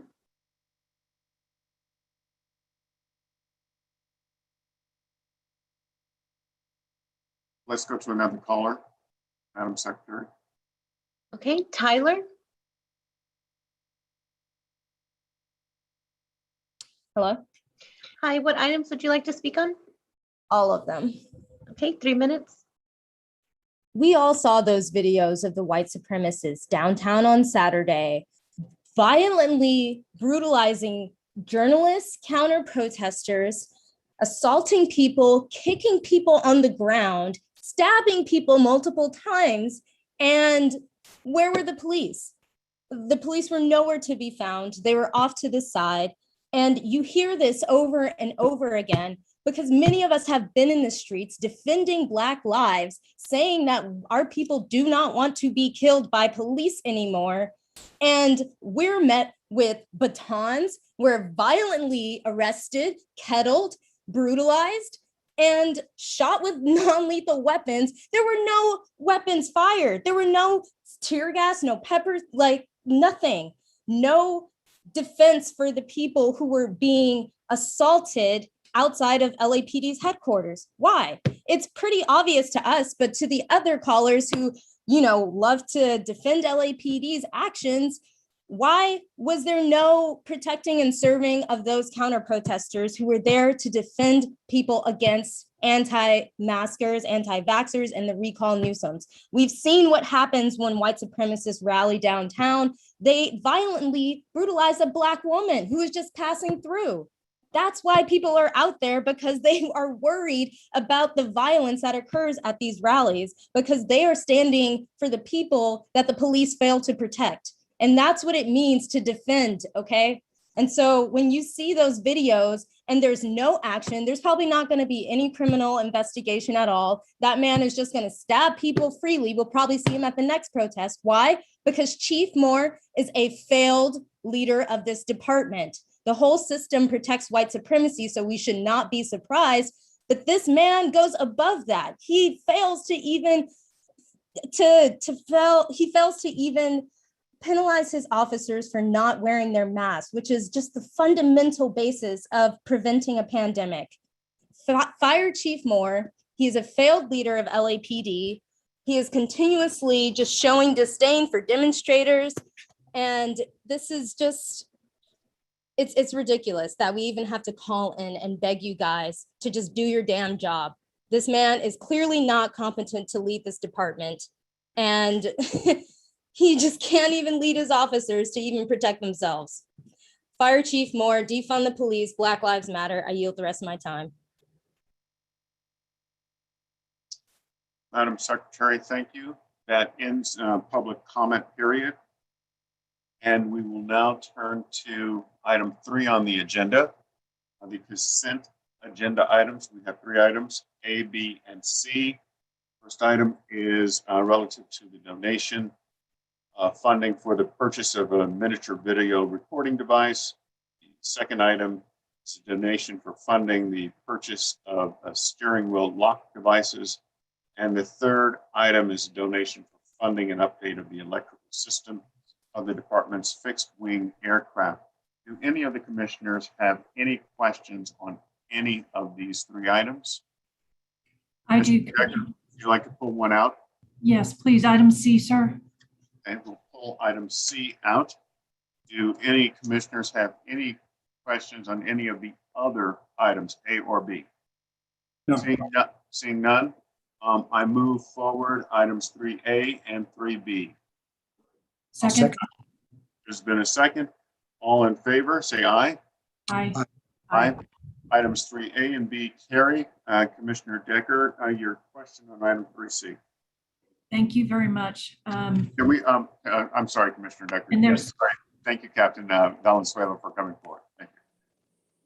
Thank you, Captain. My concern and my question is, given the age of this aircraft, whether this particular maintenance and upgrade is sufficient to keep this fixed wing aircraft going for years to come, or what do you anticipate in the future? This is, I noted, a fairly old aircraft, and I just want to be sure we're doing all we can to ensure the safety of this. Yeah, so it's every year annually, there are inspections done to ensure that it's airworthy. And given that there have been no problems, nothing seen, and what are anticipated lives of engines and other parts of the aircraft, that there are multiple years of service that the $160,000 is a reasonable investment in terms of the number of years that we anticipate still having use of the fixed wing aircraft. And just so you know, I'm not disputing oh, I'm sorry, Chief, was that? Commissioner, I might add, the department was faced with an option of replacing this aircraft with an updated aircraft or new aircraft, which has its current, which would face and be able to meet these current operational expectations or needs, or complete this update of this $160,000 through the foundation support as an interim step. Our ultimate desire is to replace this aircraft with an updated aircraft. This is a compromise to ensure, first and foremost, so overarching all of this, the continued safe operation of this aircraft or any aviation operation. I'm satisfied that the replacement of this electrical system, because its outdated nature with the new avionics that are required, that this funding will allow for that to occur while we look to a longer horizon, which is the ultimate replacement of this aircraft. It is critical that the department maintain its emergency ability to transport multiple individuals, both for city operations such as an emergency, such as an earthquake, which would have roadways and other passages impassable. And we'd use this aircraft for transport, but also as stated here, for the transport to remote locations for the interview of suspects and also the transportation of individuals back here. That capability has been impeded this last year. It is a capability that we've had for multiple years, and our intention long-term is a replacement of this aircraft fully to continue it. Understood. Thank you, Chief. My question is not about the value of these upgrades. My question really is whether this is sufficient given the age of this aircraft. And from what I'm hearing from you, this is, and while you look for a longer term solution, I'm just concerned that my question really goes to the overall safety of this aircraft as opposed to the need of having an aircraft. I want to be sure, given the age and these upgrades, that you're confident that this makes it a safe aircraft to fly. We are confident, given the annual inspections that are done, and as the chief alluded to, the avionics and the electrical systems that are going to be replaced are going to now make it the safest it can be to meet the FAA requirements. And the annual inspection, is that conducted by an independent airline company or mechanic? You know, that I would have to check on for you, Commissioner. I'm not sure about if we do it in-house or if it's contracted out. Okay, I would like to know that on whether there's an independent review of the safety of the aircraft, just to be sure that we are getting, that the department is getting the best advice on safety features required for an aircraft of this age. Absolutely. All right, thank you, Captain. I appreciate it. Thank you. Thank you. Briggs. Thank you, Commissioner Decker. Captain Valenzuela, just picking up what Commissioner Decker is asking, I'm going to ask it in a slightly different fashion. With these anticipated additions to the aircraft, what is the estimated number of flight hours that you will get out of the aircraft going forward? Given where the engines are and the additional things that we're going to do, we're going to get at least 1,200 hours, which based on our usage would be approximately 5 to 6 years worth of service out of the aircraft. Thank you, Captain. Commissioner Soboroff, I see you have your microphone open. Do you have any questions? No, I don't. I'm sorry. Thank you. Thank you very much. Commissioner Kalancha, do you have any questions? There being no further questions on this item, I call this item, I move it forward. Is there a second? Second. Motion's been moved and seconded. All in favor, say aye. Aye. Aye. Motion carries. Next, we'll go to items on the regular agenda. Item 4A, the department's verbal presentation and discussion by Rampart CPAP with Captain Lopez. Can you, Madam Secretary, can you please bring forward Captain Lopez and members of the Community Safety Police Advisory Committee there, board. Welcome, Captain Lopez. How are you today? Good morning, Honorable Board of Police Commissioners, Chief, Mr. T-Fank, Mr. Smith, and Mr. De La Guerra. I am L. Lopez. I'm the commanding officer here at Rampart Division. I've been the commanding officer here since 2018. It's my pleasure to introduce my co-chair, Bertha Roridge. I'd like to note that she's been involved with Rampart Division since 1982 as a community and stakeholder of this division.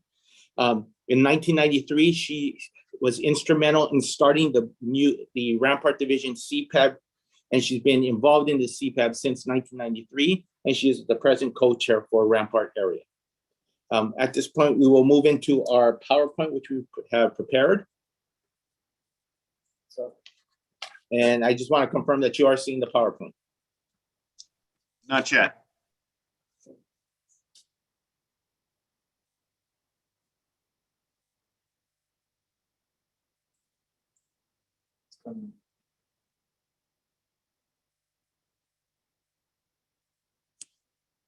We're still trying to get up. Technical difficulties on our side. I apologize. We understand. There we go. Okay.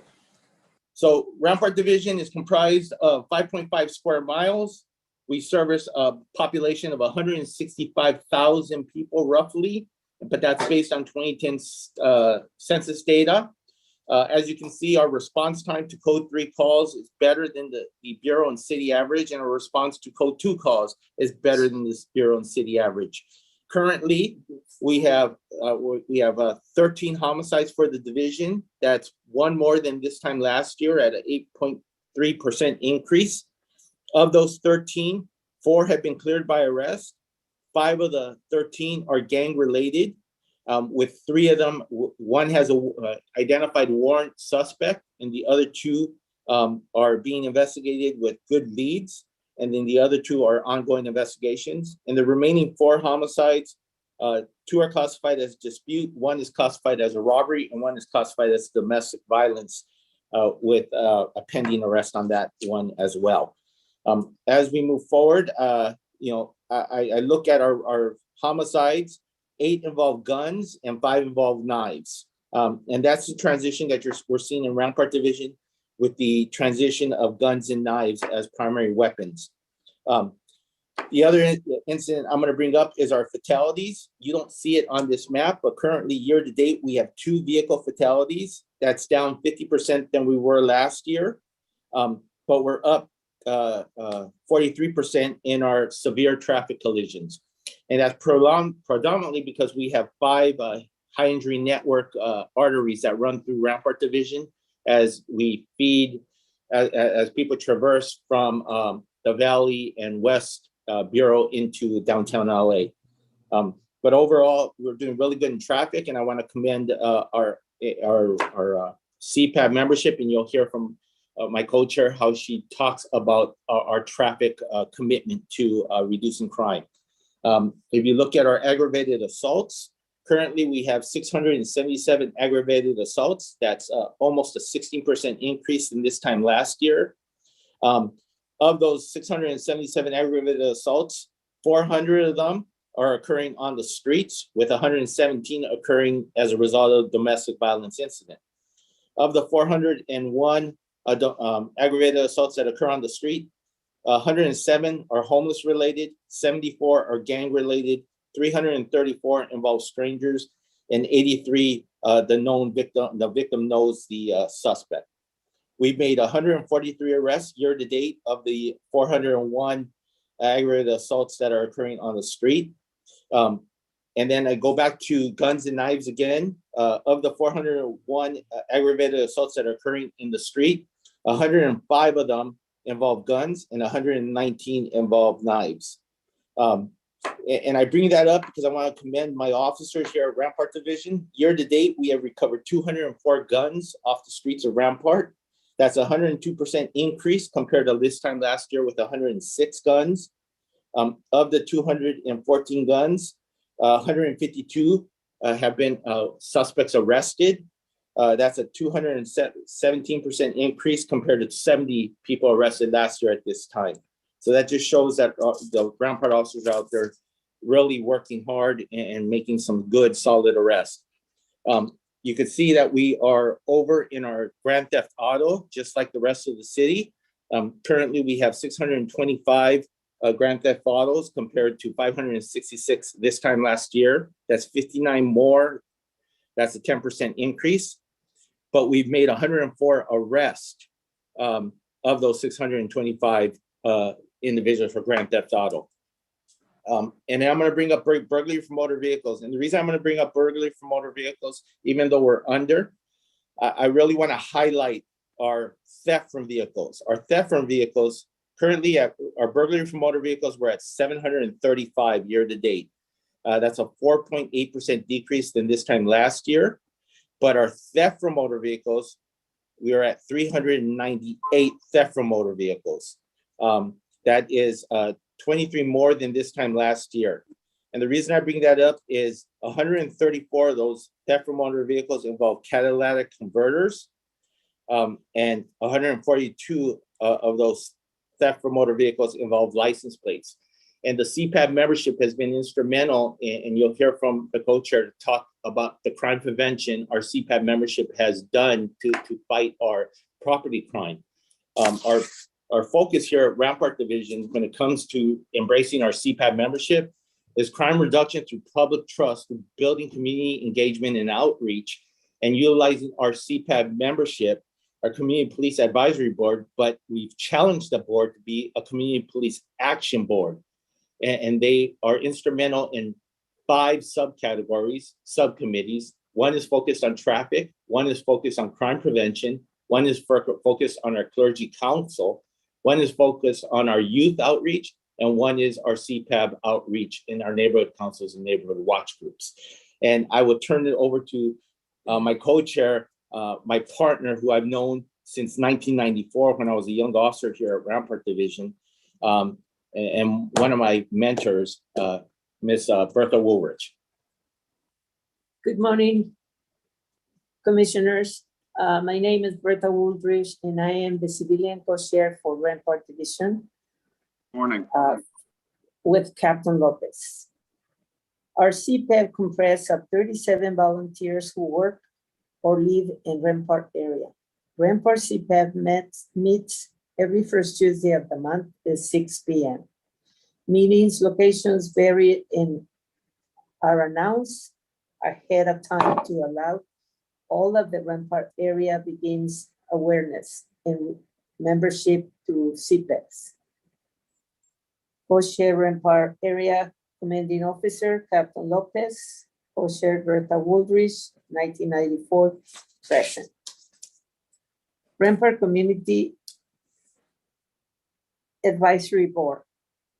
Discuss crime and quality of life issues with Rampart from subcommittees such as traffic committees, coordinator, crime prevention, clergy council, and youth outreach.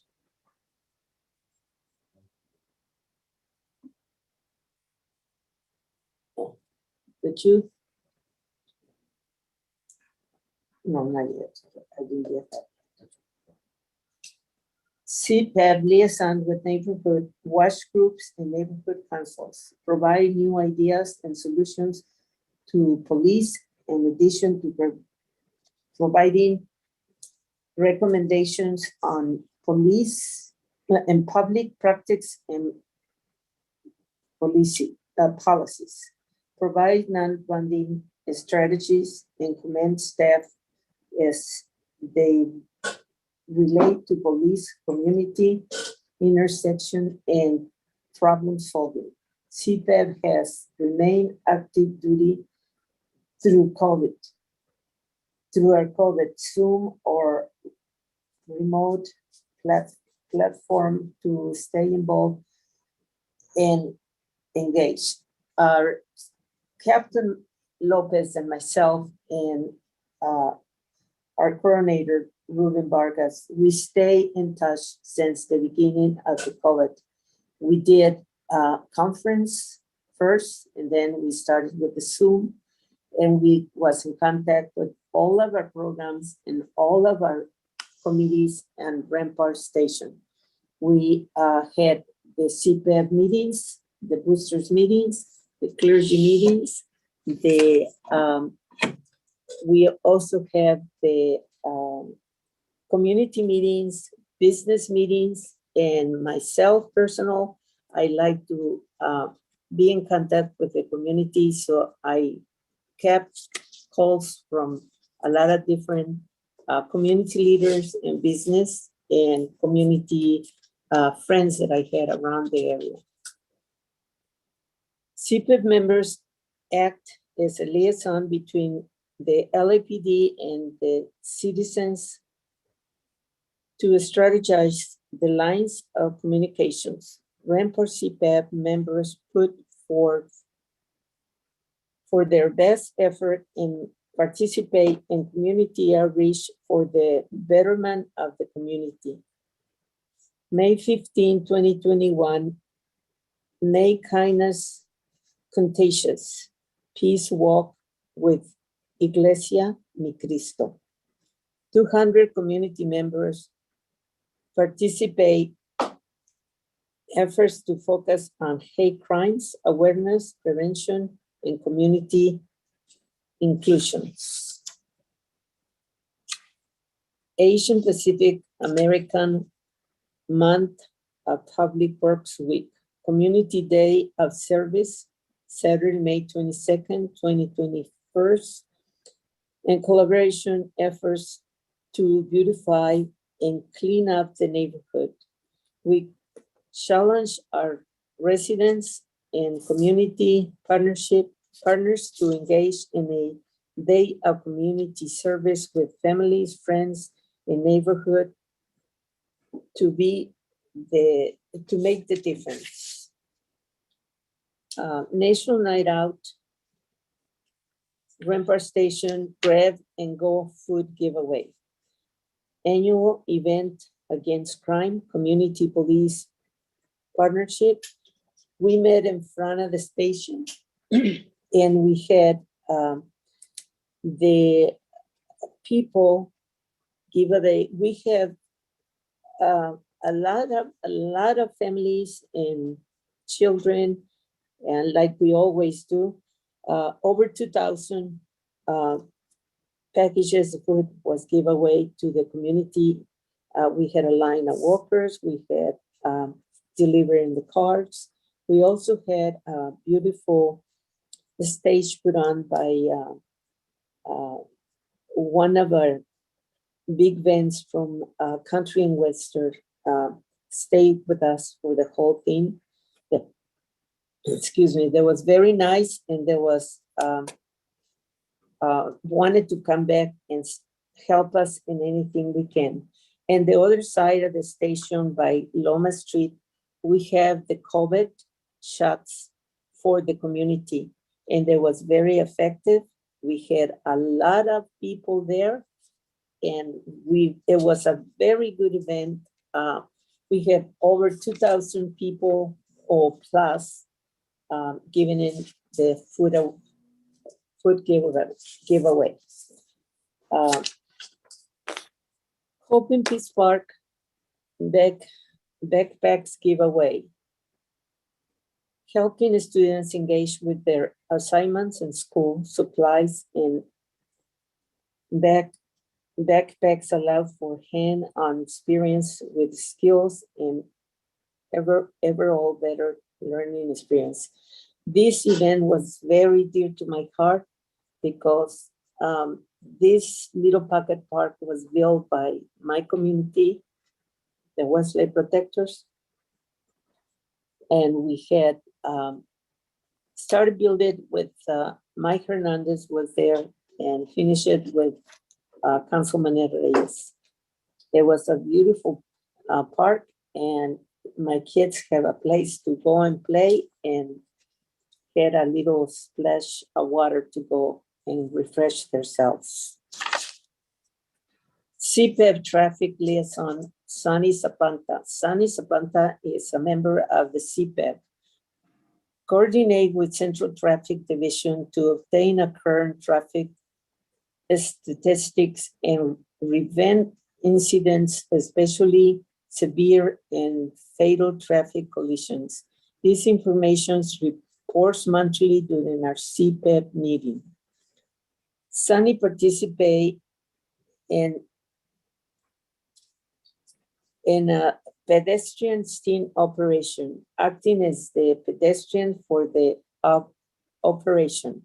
The operations result in 44 citations for not yield to a pedestrian in a crosswalk and 2 impounds. CPEP promotes the Walk Wise Los Angeles District Pledge. Stay alert, stay alive. 75% of pedestrian fatal occurs in the dark. Walkwise Los Angeles Pedestrian Pledge. I pledge as a good pedestrian to always look left, to always look right, to always look left again and continue to cross the street. Los Angeles Police. Neighborhood Watch.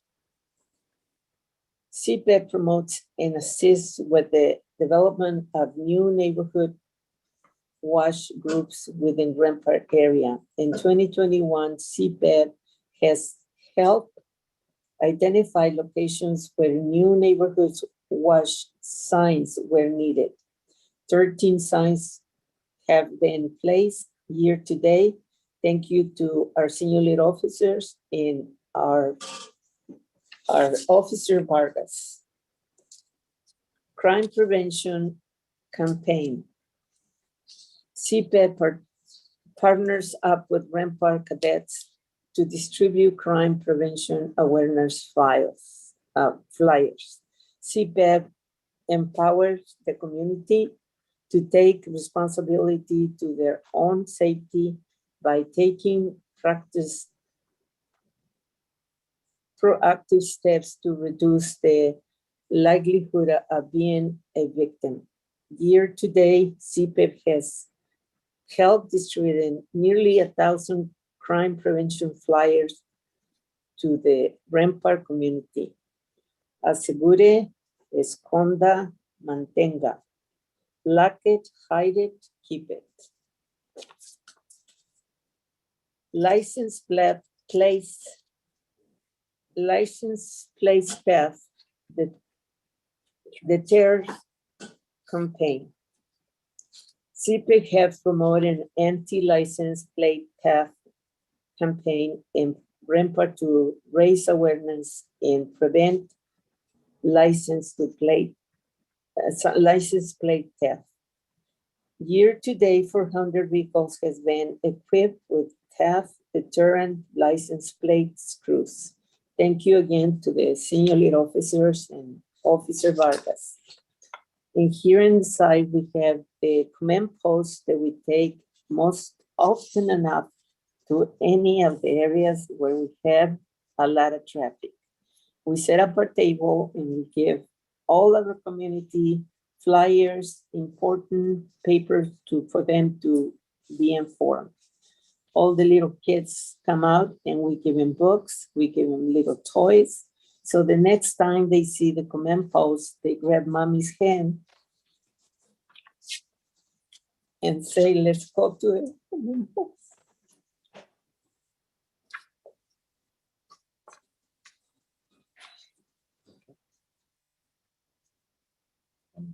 Clergy Council, Clergy Council and CPEP partnership to bring transparency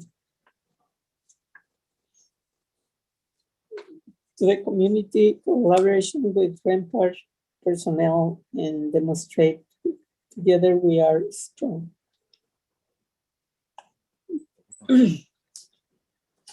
This day was July 27th. We met in front of the.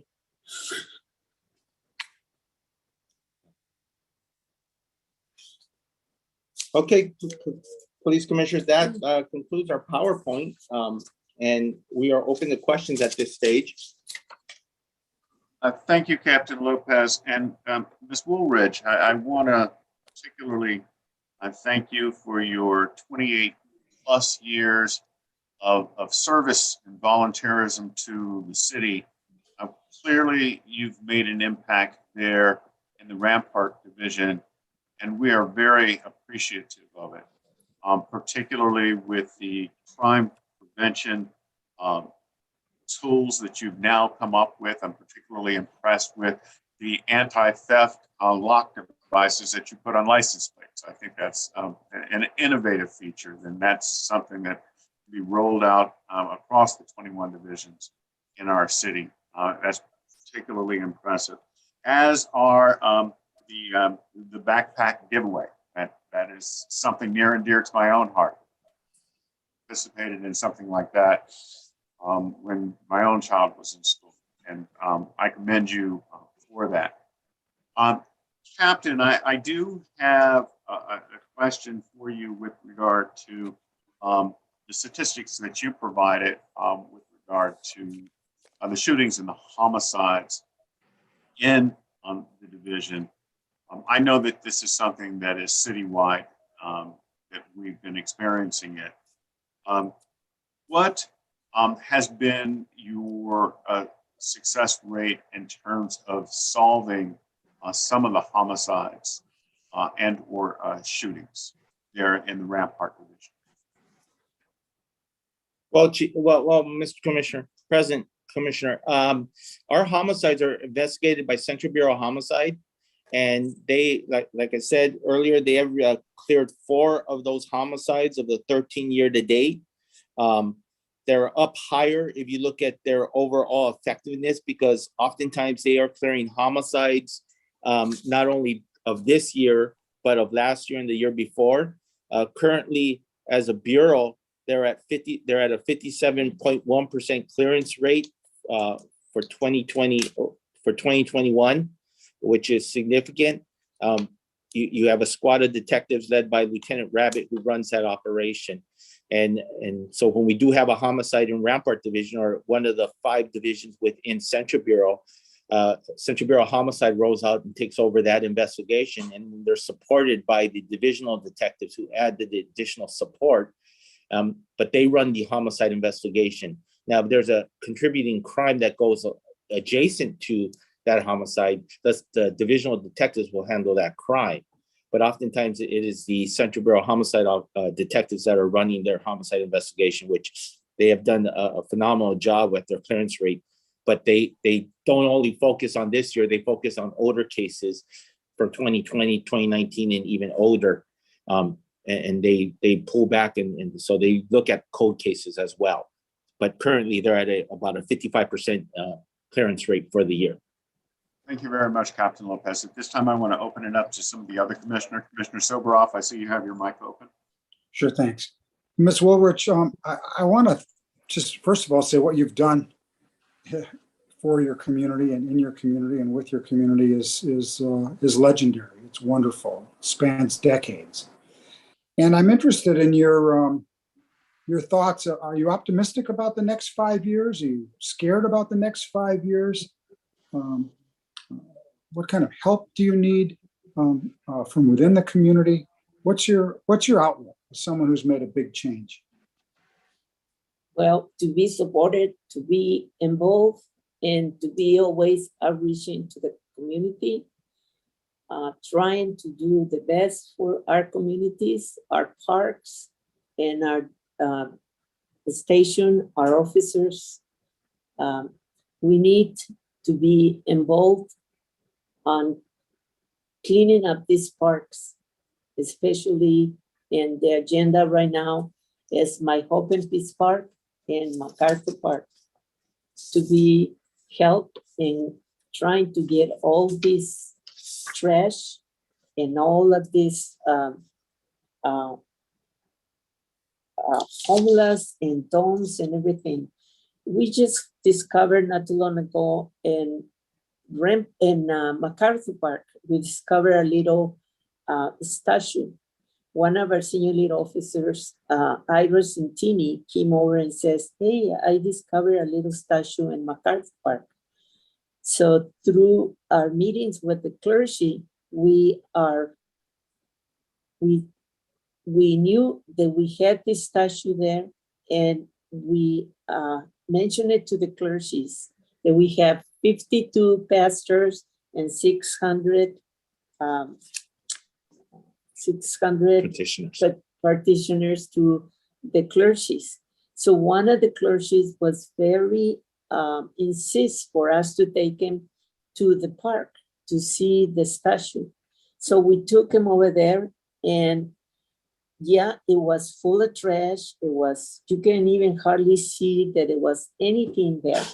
So the little statue is Monsignor Romero, and is from the Catholic Church for the Salvadorian people. So we've been going twice a month to clean up the park with the pastor in their congregation, and it will stay. Now we've been noticed that the little spot stay clean just because this pastor adopted the little site, and we've been cleaning it up. Now nobody goes over there and put trash or anything. We've been finding out that they have respect for the Catholics, and they bring some flowers and little prayers and leave them in the bottom of the statue. This is a very nice thing that the clergy did. And I think that is wonderful if everybody in the area of MacArthur Park, like the business side, they will adopt a little space of MacArthur Park and keep it and clean it up. It will be a different park today. Police Commissioner Soboroff, my co-chair is downplaying her role, really. She's empowered our 52 Spanish clergy pastors and their 600 congregation to do weekly cleanups. She's empowered our Universal Church counterparts of a conglomerate of a youth program, an outreach program of over 2,000 to do walkthroughs through MacArthur Park and clean the park up as well as our 5 traditional churches. And she oftentimes gets out there with them to help clean the park and walk with them and do peace walks and candlelight visuals. And we do about 4 of those a year. So she's really embraced the church aspect of the CPAB collaboration. And she's her modesty is easily noted. Thank you. Any further questions, Commissioner Soboroff? No, sir. Thank you. I see 2 hands up. Commissioner Palante, I'm going to call on you first. Thank you. I don't know how to put my hand down, but I just want to thank you, Captain Lopez, and your co-chair. Thank you for all your hard work. I think Rampart is one of those stations that's a real staple in the community, just the way that it's situated right in the middle of a community, and the fact that it has a large green community space right up front. I've had an opportunity to visit a couple of times, and for National Night Out, it was a spectacular event at Rampart. Thank you so much. There was a lot of clergy, the providers. There was a food giveaway, lines of people picking up boxes of food, shoe giveaway. I saw little kids walking away with new shoes. So it was a great event, and I love the way that Captain and your CPAB have been employing the open space up front to really create a community space. I've seen kids playing soccer on that green space. So the fact that there's a lot of trust and a feeling of safety there, I just want to congratulate you for always bringing in folks to be part of that space, and it not making it seem like it's a police station where like you have to have a reason to be there, but that it's an open, community space for all. So just congratulations. I've been very impressed by the community engagement work that you've been doing at Rampart. So thank you and congratulations to you both. Thank you very much. Just to elaborate, on National Night Out, just like my co-chair said, we did give over 2,000 weeks worth of food. Last year in 2020, we concluded with giving out almost 9,000 weeks worth of food throughout 2020. And year to date this year, we're close to about 4,500 weeks worth of food so far. So we're trying to get over that 10,000 mark this year. And it's the work of our CPAP and working and embracing and the outreach efforts they're doing to build relations with our stakeholders to get them to donate the food for our community members. Thank you, Captain. Commissioner Decker, I see your hands up. Thank you very much. Thank you, Captain and Ms. Woolridge, for coming today and for presenting. It's a real honor to hear, particularly from you, Ms. Woolridge, about all you've done in this community. So first off, thank you so much. But I'd like to know, particularly more recently during the pandemic, the day of service, where community cleanup and engaging the community, the vaccine program, having your meetings on Zoom, the outreach. It really has done so much for so many people in the community.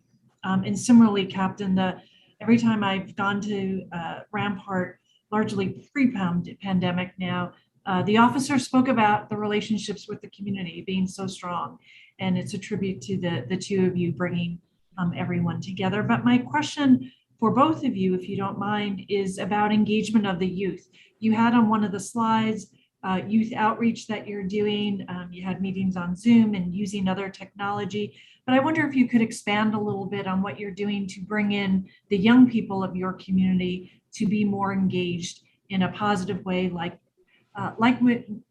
your leader here, Ms. Woolridge. Well, we have our cadets, 42 cadets. We have the PAL program, it's 117 kids that they get together for karate lessons. And we have the what's it called? Wrestling kits that we have, and it's very, very excited to see the kids so little, 5 years old, to start, seeing them to have this exercise in wrestling is wonderful. We also have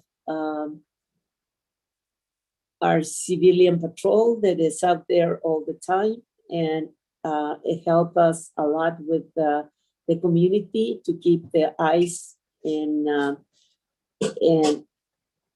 have something, reported to our CPED or our station, our captain, to let him know. We have our clergy that we have 52 pastors plus their congregation to always, we meet with them every month, and in between we have meetings in different places to walk through the parks, to make a peace walk around the station, whatever is needed for prevention of our keeping the peace and health in our communities. We do have a lot of youth programs, and we always, keep them up to be in contact with the kids. It's the most wonderful thing to do, especially when we are in the command post and see all the families coming up and see all these kids and giving them new books and giving them a little pony, a little ring for the girls, a little dolly. Oh my God, that makes the day for the kids and families. Thank you. In addition to that, Commissioner Becker, we have a youth program through our Universal Church. It's their program, but we routinely meet with them They go out and clean the park as well, and we walk with them. And then we do a day of dialogue with them continuously. Our senior leads run that one. We also, during the summer, we had youth programs run on Zoom where we had a computer class, a math class, and another outreach class on leadership that we're giving out to our youth.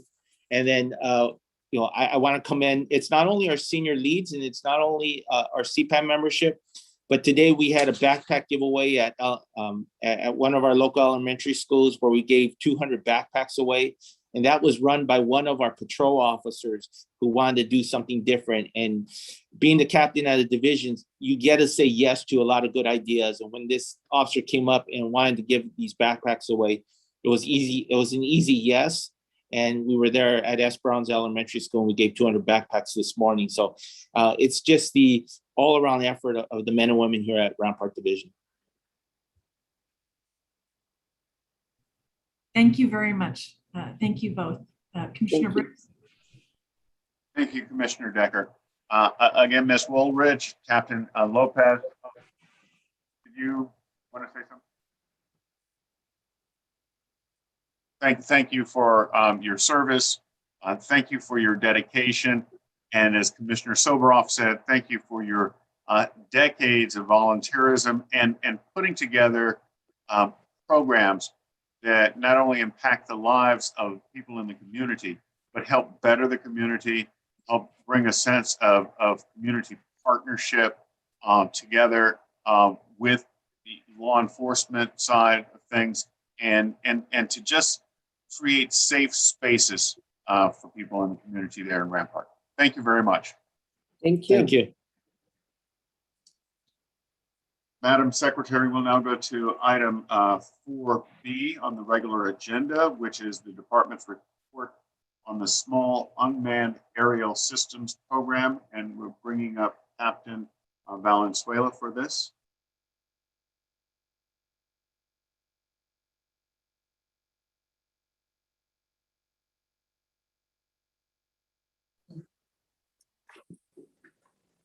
Captain Valenzuela, hi. All the commissioners have read the report, so can you summarize some of the highlights for us, please? Of course. I think what I took out of this, the most important thing, and I've been on many of these where they have been, where the SUAS has been flown. I think the key highlight is how often it's not used. It has been a tremendous tool, but it has been used very sparingly. If I remember correctly, 5 times over the life of this report. So I think, to me, the highlight for Metropolitan and for SWAT is that we've used it at the right times and we've used it very sparingly.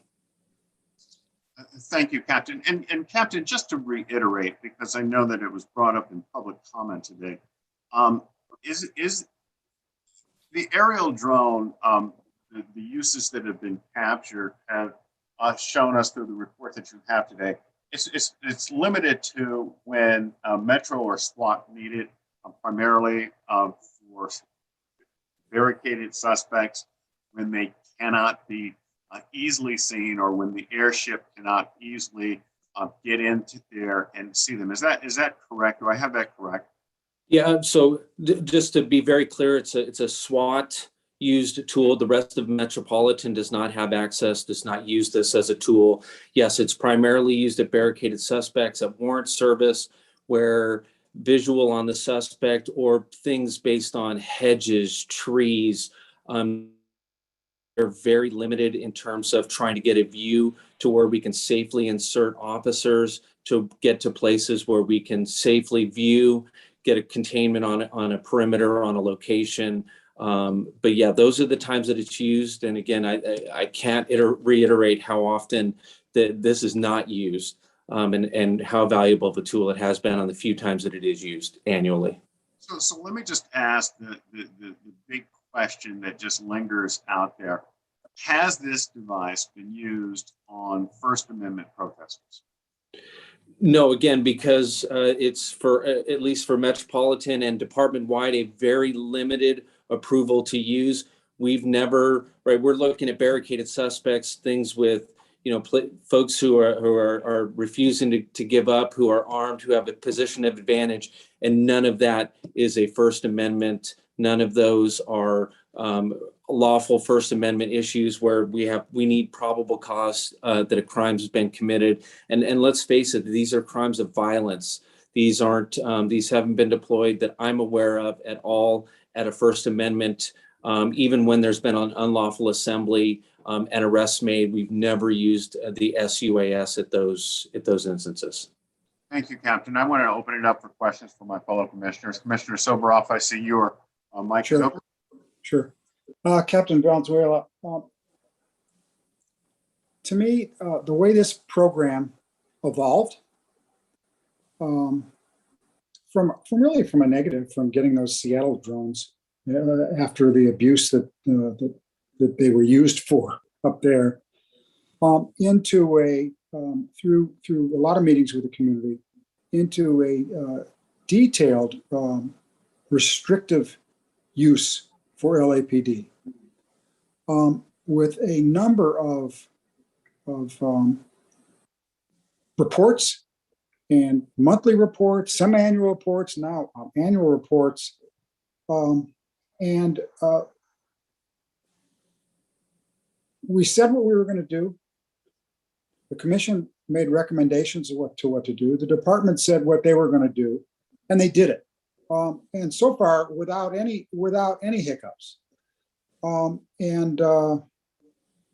just think that this is an example of listening to the majority of the community, maybe not the people that say defund, stop policing, throw them in the garbage, but the majority of the community respects and has benefited by the way this program has been carried out. And I want to congratulate everybody that's been involved in it, and will continue to watch it closely and use it sparingly. But so far, so good. Thank you. And I just add that this is an invaluable safety tool for us, that we're going to use it. We're going to continue to use it the right way. And for the public, and for the suspects. These have saved suspects' lives. In addition, so it works for everyone. Thank you. Thank you, sir. Thank you, Commissioner Soboroff. Do any other commissioners have any questions or comments? Mr. Kalante, I see your hand's up again. Thank you. I'm just figuring out that feature. So Captain Valenzuela and maybe Chief Moore. So I guess my question is, we're not using it for any type of management of protests or safety at a protest. Are you saying that we'll never use it for that? Is that our policy? Just so that I understand. That's correct. This is the policy has been identified by this commission, and we administer it with tight standards and reporting internal protocols. And just as a reminder, there is a use of this technology potential for investigation of explosives or hazardous materials capabilities. So it is outside of the SWAT for, again, a safety of all personnel to save lives of everyone involved by using a robotic capability to monitor and capture needed information to resolve a situation. However, none of that would ever apply to a First Amendment activity in the sense of a protest or march. There is a discussion in this report, to be clear, about counter drone technology. That is where we're seeing the use of unmanned aerial vehicles by generally demonstrators, other parties that are overhead and pose a risk to the safety of everyone involved. Those are at First Amendment activities and increasingly has endangered aviation traffic on approach to LAX, as well as potential risks to the harbor and major sporting events and other outside venues. And the department continues to work with our federal partners and FAA as to the development of a counter capability because there is a real threat to individuals today in the homeland, in the United States, for bad actors to use such a vehicle to cause harm. The use of transportation of explosives as an example. Thank you. I just wanted to clarify that. Chief Moore, I want to thank you for that latter bit of information, particularly working with our federal partners in a counter program to devices that may be used to harm others, whether it be members of the department or members of the protesters themselves, and particularly any airships that may be in the vicinity, whether it's the department's airship or a news media airship. It all presents a danger. So thank you for that bit of information. Commissioner Decker, I saw that you had your microphone open. No, my question was answered along the way. Thank you. Thank you. Captain Valenzuela, thank you. So the question before the board is to the department's report. Is there a second? Second. Motion's been made and seconded. All in favor? Aye. Aye. Motion carries. And that takes us to our next item on the agenda, the closed session. We can meet in closed session at 12 noon. I'll see everyone there. The Board of Police Commissioners will now recess into closed session to discuss agenda items 5A and 5B in accordance with Government Code 54957.